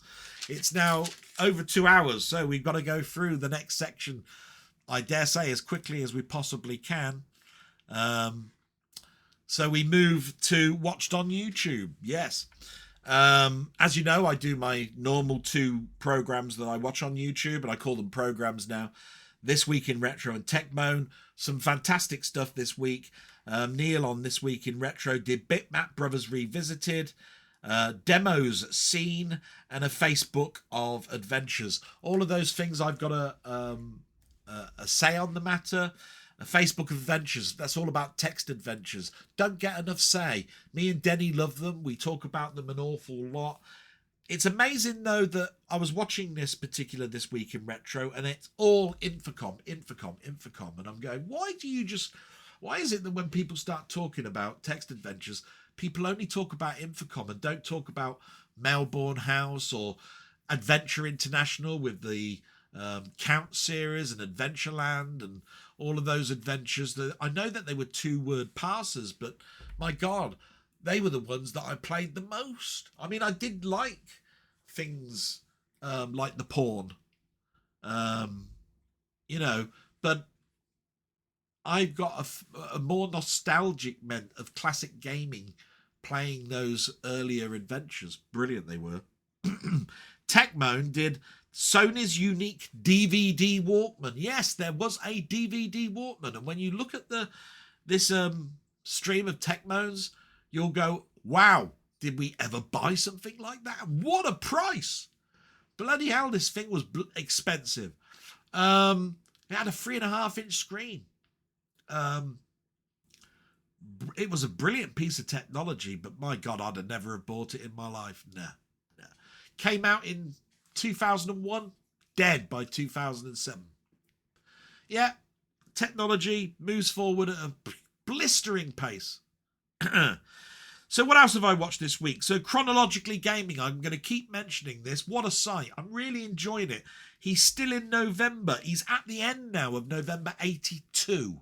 I'm so looking forward to him getting to January 83 and everything after that. 1983 was a mammoth year for gaming. We're out of that basic stage and moving forward into higher computers, and people that have now writing games for the older computers now know what they're doing. Brilliant. Of course, we're also heading towards the crash in America. So, yeah, it's going to be good. Worth a buy. He did an Empire of the Ants review, which I watched because I thought it was the Empire of the Ants that I had, but no, it's the 3D first-person perspective ant game. And it was a shame that the game is not that well received. It looks gorgeous, but the game mechanics apparently atrocious. So always sometimes worth a watch is worth a buy, because it stops me spending 60 bloody quid on something that's a bag of shit. So it can be good. Even though I might actually like that game. But no, I think I'll give that one a miss after what I saw of it as well. Movie Collector, he did his Terminator 2 Judgment Day screening on the proper 35mm film. So I watched that because I love to hear his opinion on what the physical media presents for Terminator 2 and what the original film looks like. So that's great. Then I watched something called Doll Music. And the reason I watched that is I've started to clear a bit more space towards the back of me where my keyboard is. And then this person was telling you the piano tutorial of the music for Game of Thrones. And I thought that might be a good introduction back into me playing keyboards, Game of Thrones, because it's a repetitive tune that's sort of like a round robin. If you ever listen to it, it's the same tune repeated, but in different octaves and slight variations, right? So it might be a good one for me to ease back into. So that was good. And then I watched RMC, who we talk about in This Week in Retro, because he's looking at the Amiga Arcadia repair. Now, the uniqueness about the Amiga Arcadia repair is, if you watch his two videos that he's done so far, he's doing it blind. I've seen the American Arcadia system, the Amiga Arcadia system, because it was at the BTEC Upper Hayford Air Force Base in the 80s, mid-80s. And I've seen it at the Point Theatre, that's the movie theatre at Milton Keynes, also mid to end of the 80s. So I've seen both designs now, and I know exactly what the console looked like in America, and I know exactly what the European console looked like. They've got an American machine, and they're trying to rebuild the console with the British design. And it's interesting for me to see the board, because they say it's an A500 board, and they're not wrong with saying that, right? It is. It's definitely an A500 board. But it's actually the board that came out before the A500 and after the A1000. It has more in touch with the A500 because they'd already gotten quite high in development, and less with the A1000, but it has certain mappings that make it look like an A1000 board. Now, the kickstart on it is 1.2, and that gives you a clue that it's a hybrid board, because only the early A500s had a 1.2 kickstart in them. In fact, most of my friends, I'm pretty sure, when they booted up their A500, had the kickstart was 1.3. And that's because they discarded the 1.2 kickstart chip very, very early on. I think it was gone in about 6 months. And I know a lot of this because I was part of an Amiga club that I went to in London. I was travelling to London an awful lot with my job, and I used to go down every Wednesday to Amiga Club, and we would talk about the A1000, the A500, and the A2000 in those early years. And so the Arcadia board came up a lot because we wondered whether it would succeed or work in the arcade environment as it was at the time. And we all came to the conclusion this was a bad idea. We knew that there were NEC machines and Mega Drive machines that were doing quite well, but we thought that the Amiga was not good enough. Even if you put an A2000 in it and chucked as much RAM as you wanted, it just wouldn't do it. You'd have to change the graphic chip, the blitter, and change the sound chip to be more of a tune-orientated thing that like Nintendo did with the SNES than the sampled chip that was the Paula. So we thought that Mastertronic wouldn't put that sort of money in it. They want a cheap effort, a 500 board, a daughter board that you put slots in like you do with the slotting in of ROMs for the Nintendo 10 choice. And from that point of view, dead in the water. And a year and a half into that project, it was dead. So I was lucky that I managed to see the American and the British Arcadia board. So I'm blessed knowing quite so much about the Amiga as I do, because I spent an awful lot of money when I had my Amiga, and I learnt an awful lot having that Amiga. Not just about what I was buying, but how it all worked, how the processor talked to the other chips, what restrictions you got, what ham mode was, what restrictions of ham mode was, all of that sort of stuff. The way that sprites, although they could be huge, the restrictions you'd have in the color complexity of it and that sort of stuff, and how narrow the sprite would be, and how you'd have to put other sprites together to do it, and how slow that would be. All of that sort of stuff I knew. I miss those days. Right, moving on to some of the more movie stuff orientated stuff that I've watched, and some of my friends are in here. So we got Keith from Euphoria Pictures. He did a Wizard of Oz 85th anniversary box set unboxing, for which I asked a couple of questions to him. And just like how Keith is, very knowledgeable, answered. Absolutely fantastic guy. Sometimes the problem that you get with an answer is the way you structure the question. So I've got the 80th anniversary of the Wizard of Oz. He's got the 85th anniversary. I wondered if it was the same transfer. Here, that's all I put, and that's not enough information for me to ask him, because his answer is obviously going to be, it's the same transfer, and why would they want to change it? And that's quite a good answer. But what you have to understand is, if you look at certain people like Screen Factory, and if you look at certain people like Arrow, they've brought out RoboCop in 4K, say, just as an example, and each one of them has done a different transfer. Now, this is the same company, Warner. So the answer would be, yeah, why would you change it? Because it's not like they've gone to Shout Factory to do it. They probably would go back to the original negative and do it. No, this is more to do with, it's the same distributor, same company that made the film, so they wouldn't therefore go back to it. And that's a perfectly good enough answer. But what you have to understand is that Once Upon a Time in the West has just got a 4K release. Who's to say that they're not going to bring it out again with some extra footage added in, and then therefore tweak what they did with the original 4K transfer? It's a legitimate question. So I wanted to know, is there anything about it? Because why would I want to buy the 85th anniversary if I've got the 80th, if the transfer is no different? It's an absolute double dip.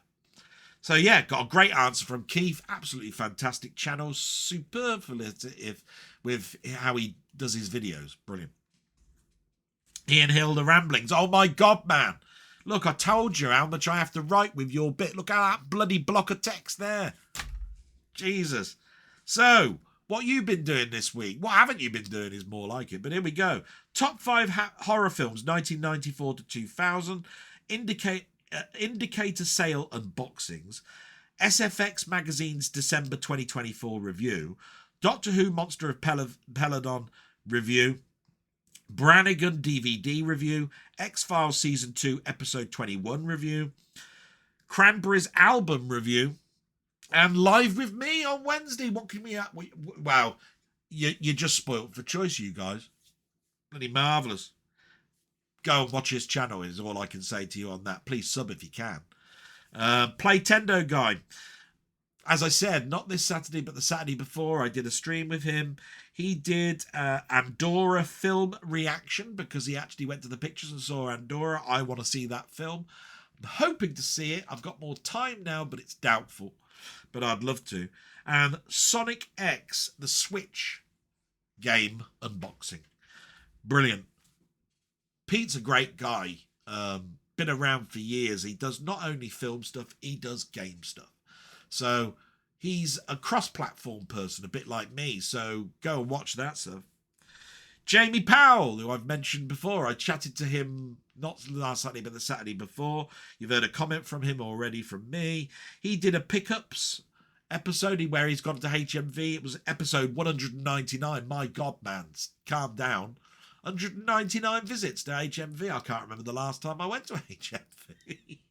Well, I can. It was in Birmingham. And you did a shopping vlog, and you saw the Christopher Reeve documentary at the Pictures and gave it a review, and I'm so glad you liked it. I want to see that film so bad because Christopher Reeve is my Superman. His life I want to know about. It's at the Pictures at the moment. It will be on streaming shortly.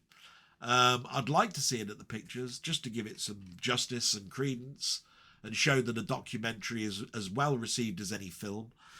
I'll try. That's the best I can say about that. Thank you so much for all of your videos that you do, Jamie. Wonderful.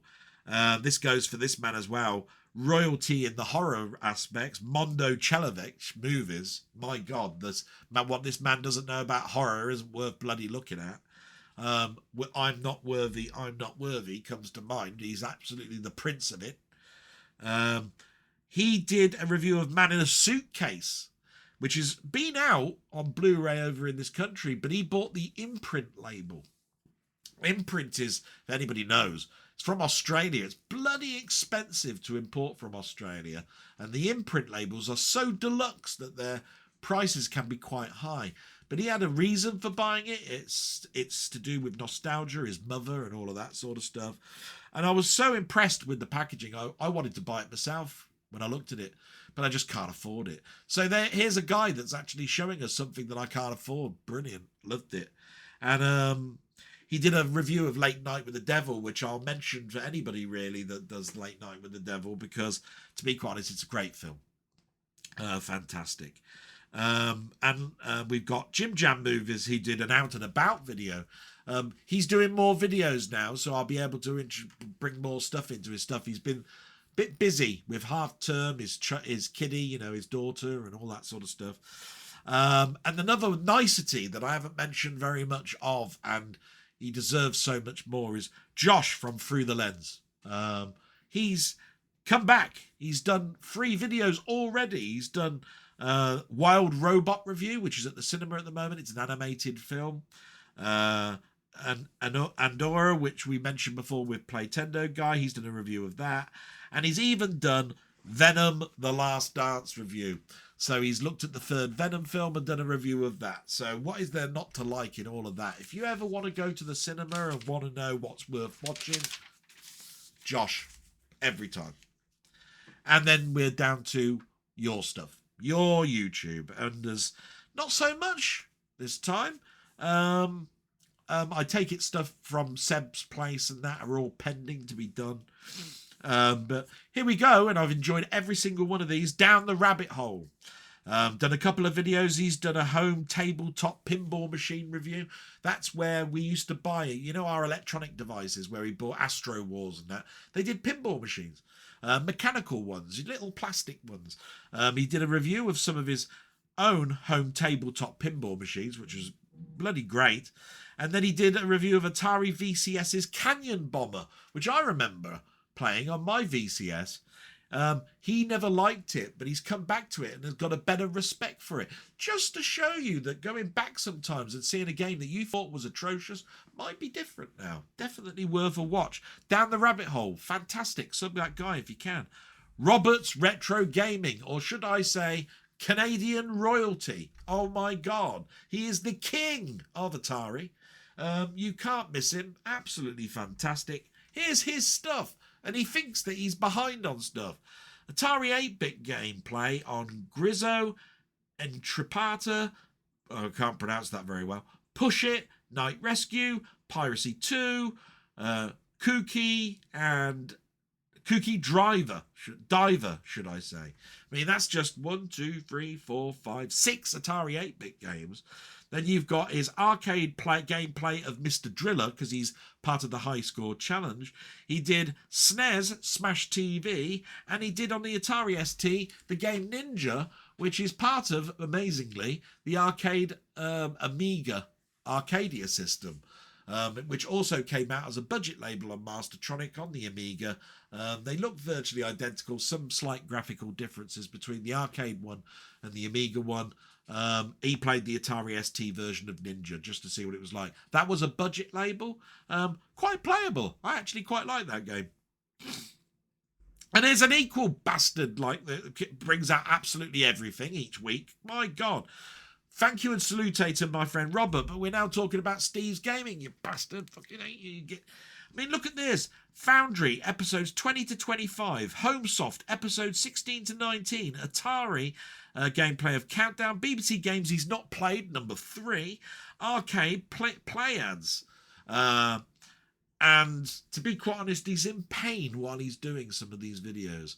So definitely worth a watch. I mean, the man is walking on glass to try and do some content for us. And from that point of view, I've got to salute you, my friend. Thank you so much for all that you do. Last couple of people here now. 20th Century Gaming has done games by Interceptor Micros, which I loved because I love Interceptor Micros. Wheeling Wally, Trolley Wally, Tales of the Arabian Nights, all of those games. Loved them to bits. And he also did games by Creative Sparks, which a lesser amount of games, but equally as enjoyable to watch. Absolutely fantastic. And then lastly, my friend Colin Jones, aka Ponder. He did Black Hole on the VIC-20, and he's doing the Mamemeister high score challenge of Mr. Driller. Last week he did a blog plus his high score stuff. So the man is doing absolutely fantastically. And that is the written part of the blog out of the way, which means that we just come to the stuff that's arrived this week. Hopefully I've not double dipped and shown stuff that I did last week. I'm pretty sure I didn't, but I'll mention these anyway. This is just what's arrived. Some of it I've already seen already. They're newer versions of stuff that I've probably showed in my blog, being as we're at a blog 140 something. So there's Fantastic Voyage, which I've mentioned before, which I did a video capsule review. I'll show the back again. You can see what the extras are. I'll put it in as best of focus as possible. That's there. Hope you like that. That's the Blu-ray of that. I've got a new steelbook of Escape from New York with a different cover. Looks lovely. Limited edition steelbook. Looks gorgeous. I like that. There's the back of it showing the extras, how many discs there were. It's nothing really new in here. I've already got many versions of Escape from New York, but it's one of my favourite films, so I'm happy to buy it again. On the cheap, I bought Elvira, Mistress of the Dark in 4K HDR. Just a film that I remember watching in my teens in the 80s, having a bit of a laugh at. It's crappy toilet jokes, big boob jokes. Cassandra Peterson walking around in her Elvira outfit, showing off her boobs, schoolboy stuff, still quite fun. That's the back of it. It's in HDR 4K now. It was cheap, so I bought that. Some very, very cheap ones now. Sam Raimi's Crime Wave from the 80s, before he did Darkman and all of that. It's just a progression system for me with Sam Raimi to see how his movie, how he filmed stuff. That's very early, but you can see how he was going to make Darkman from that. One of my mum's favourites that I bought for her really is Georgie Girl. It's a 60s black and white comedy with Lynn Redgrave. It's got the famous tune Georgie Girl by the Seekers. Nothing that you could say that's horrible to watch. I think I showed these last week, but I'm not sure. That's Daredevil Wolverine Steelbooks. There's the back of it. That's the Wolverine edition. The other one is the Deadpool edition. There we go. Looking lovely. You put the two together and they're gorgeous. It's Marvel, so I bought both. I've just put it on screen. The backs are exactly the same. So hopefully you got something there. Just because I'm a completist, I bought this, even though it's an atrocious film, Borderlands, which came out this week, which is the film of the game. This is the HMV exclusive version rather than the standard edition. Awful film, really. You'll see from the trailer, possibly, what you get. It has got a nice plastic protective coating, I think, to the steelbook. Remember, I'm mad on steelbooks. One I've been waiting for a while, and I don't know why I never bought it, and that is Dog Soldier's steelbook. Gorgeous looking red and black on that. Came from Germany. You can see from the 16 sticker there, look, that it's not the UK ratings. Absolutely brilliant. Looking forward to watching that again. Last but not least, from HMV on the cheap, the follow-up to The Exorcist, or should I say the third Exorcist film, Exorcist 3. But to me, this is the quintessential continuation of the Exorcist films. I don't talk about Exorcist 2. It's bloody awful. Exorcist 3, creditable continuation of the Exorcist series. And that's everything that came. So really what I should be doing now is shutting up and letting you watch some trailers. So I'm going to change to media playback. There we go. And I'm going to shut up. So I'm going to turn my mic off and you're going to watch some trailers. And I hope you like them. Hopefully no copyright strikes. I do apologise if that happens. It will delay the release of this. But I'll do my I've chosen what I can, hopefully, something that won't get banned. But some of these trailers have modern music in them. Makes it difficult for me. So I'm shutting up now. Watch the trailers.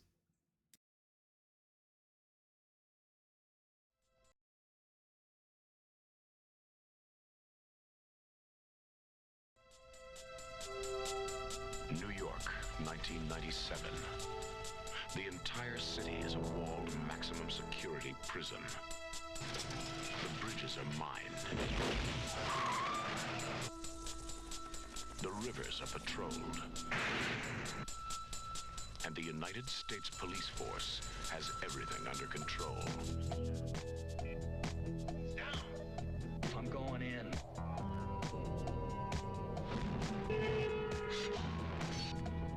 John Carpenter's Escape from New York, the high adventure of the future. One man must go in where no man has ever gotten out.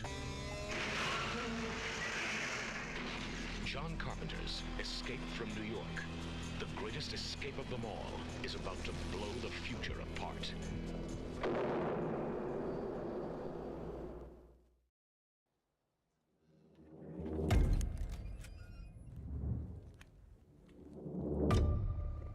Those things out there are real.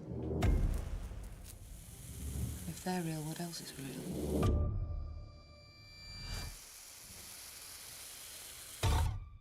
You may never get another night's sleep as long as you live. Now, as of this moment, as far as we're concerned, we are 50k behind enemy lines. Now, expect nothing less than gratuitous violence from the lot of you. Every year, more and more people come through here. Every once in a while, they don't come back.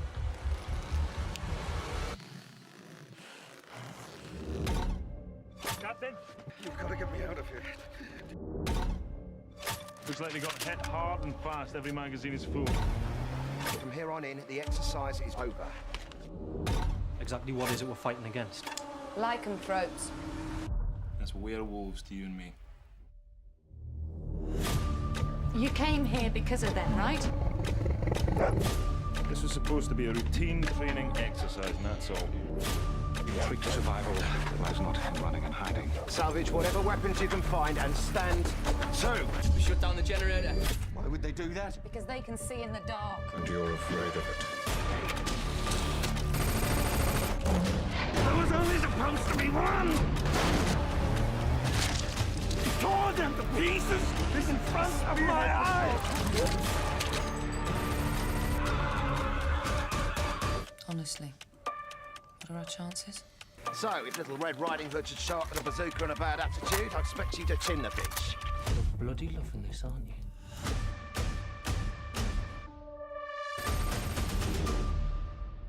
Terry, while you're at it, stick the kettle on. Could all do with a brew.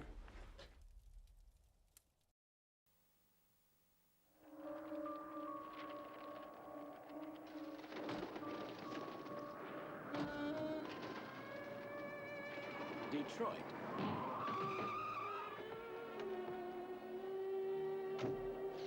Land of opportunity. Would you like to have some lunch some evening? No, really. I haven't seen you here before. Where people are friendly. I like that in a woman. You're cute. Love is everywhere. And and everyone seems to be frying, flying, and dying. Crime Wave, a fiendish plan to turn citizens into shock absorbers. Nancy! And only one man is bold enough to try and stop it. Lady, you ain't seen nothing yet.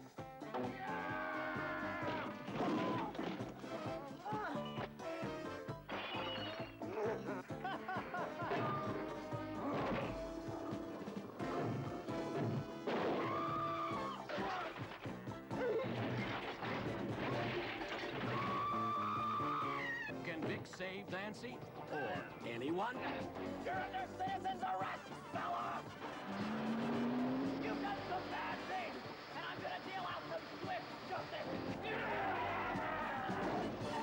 And here's one for all the folks everywhere! Looks like the end of the road for you, Vic. Crime Wave, the comedy that gets down to nuts. Mrs. Tran, you better get back in your apartment. There are a couple of maniacs running around the building. And bolts.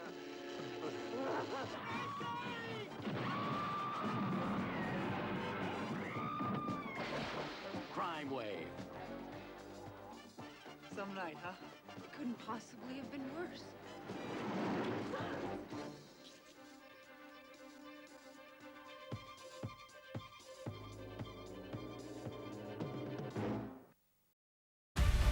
Brave vault hunters!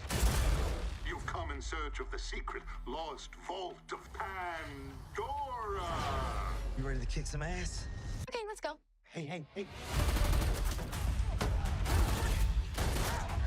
Catch!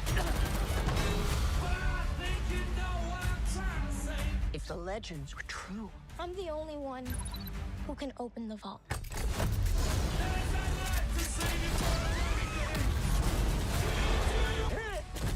What are you doing? Feel free to applaud.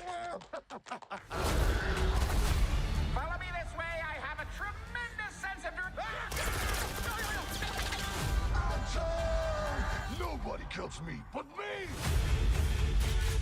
Here they come!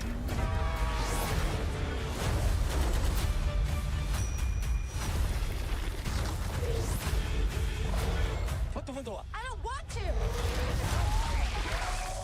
It's pink. It's in my mouth. You get a bullet? You get a bullet? big bullet coming.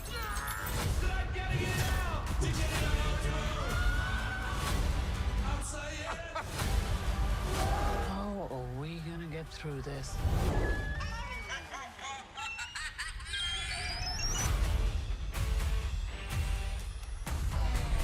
Everybody run!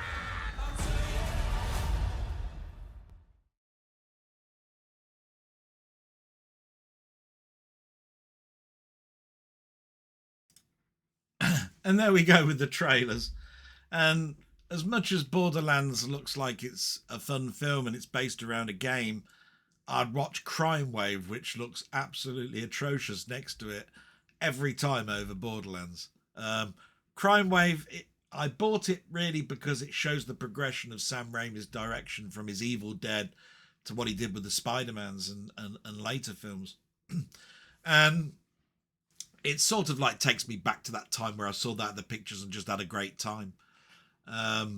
Like I say, my film watching is a mix, and I've seen thousands and thousands of films, and some films are just so bad you think to yourself, why are you watching that? But there's always something good in something, and something that's very nostalgic about watching it as well, and going, oh, I remember that now, and I remember what I was doing and what I was eating and all that sort of stuff at the time of watching it. So that's another reason for me watching it.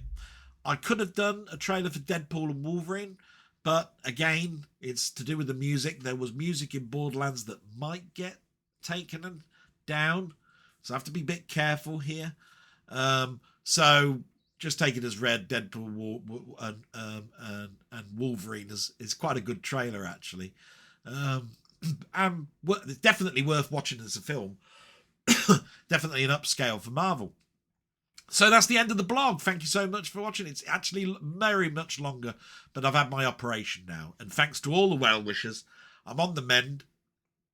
And onwards and upwards to the next blog. Thank you very much for watching, and hope you liked it, and give me a like. But salute till next week. Bye-bye.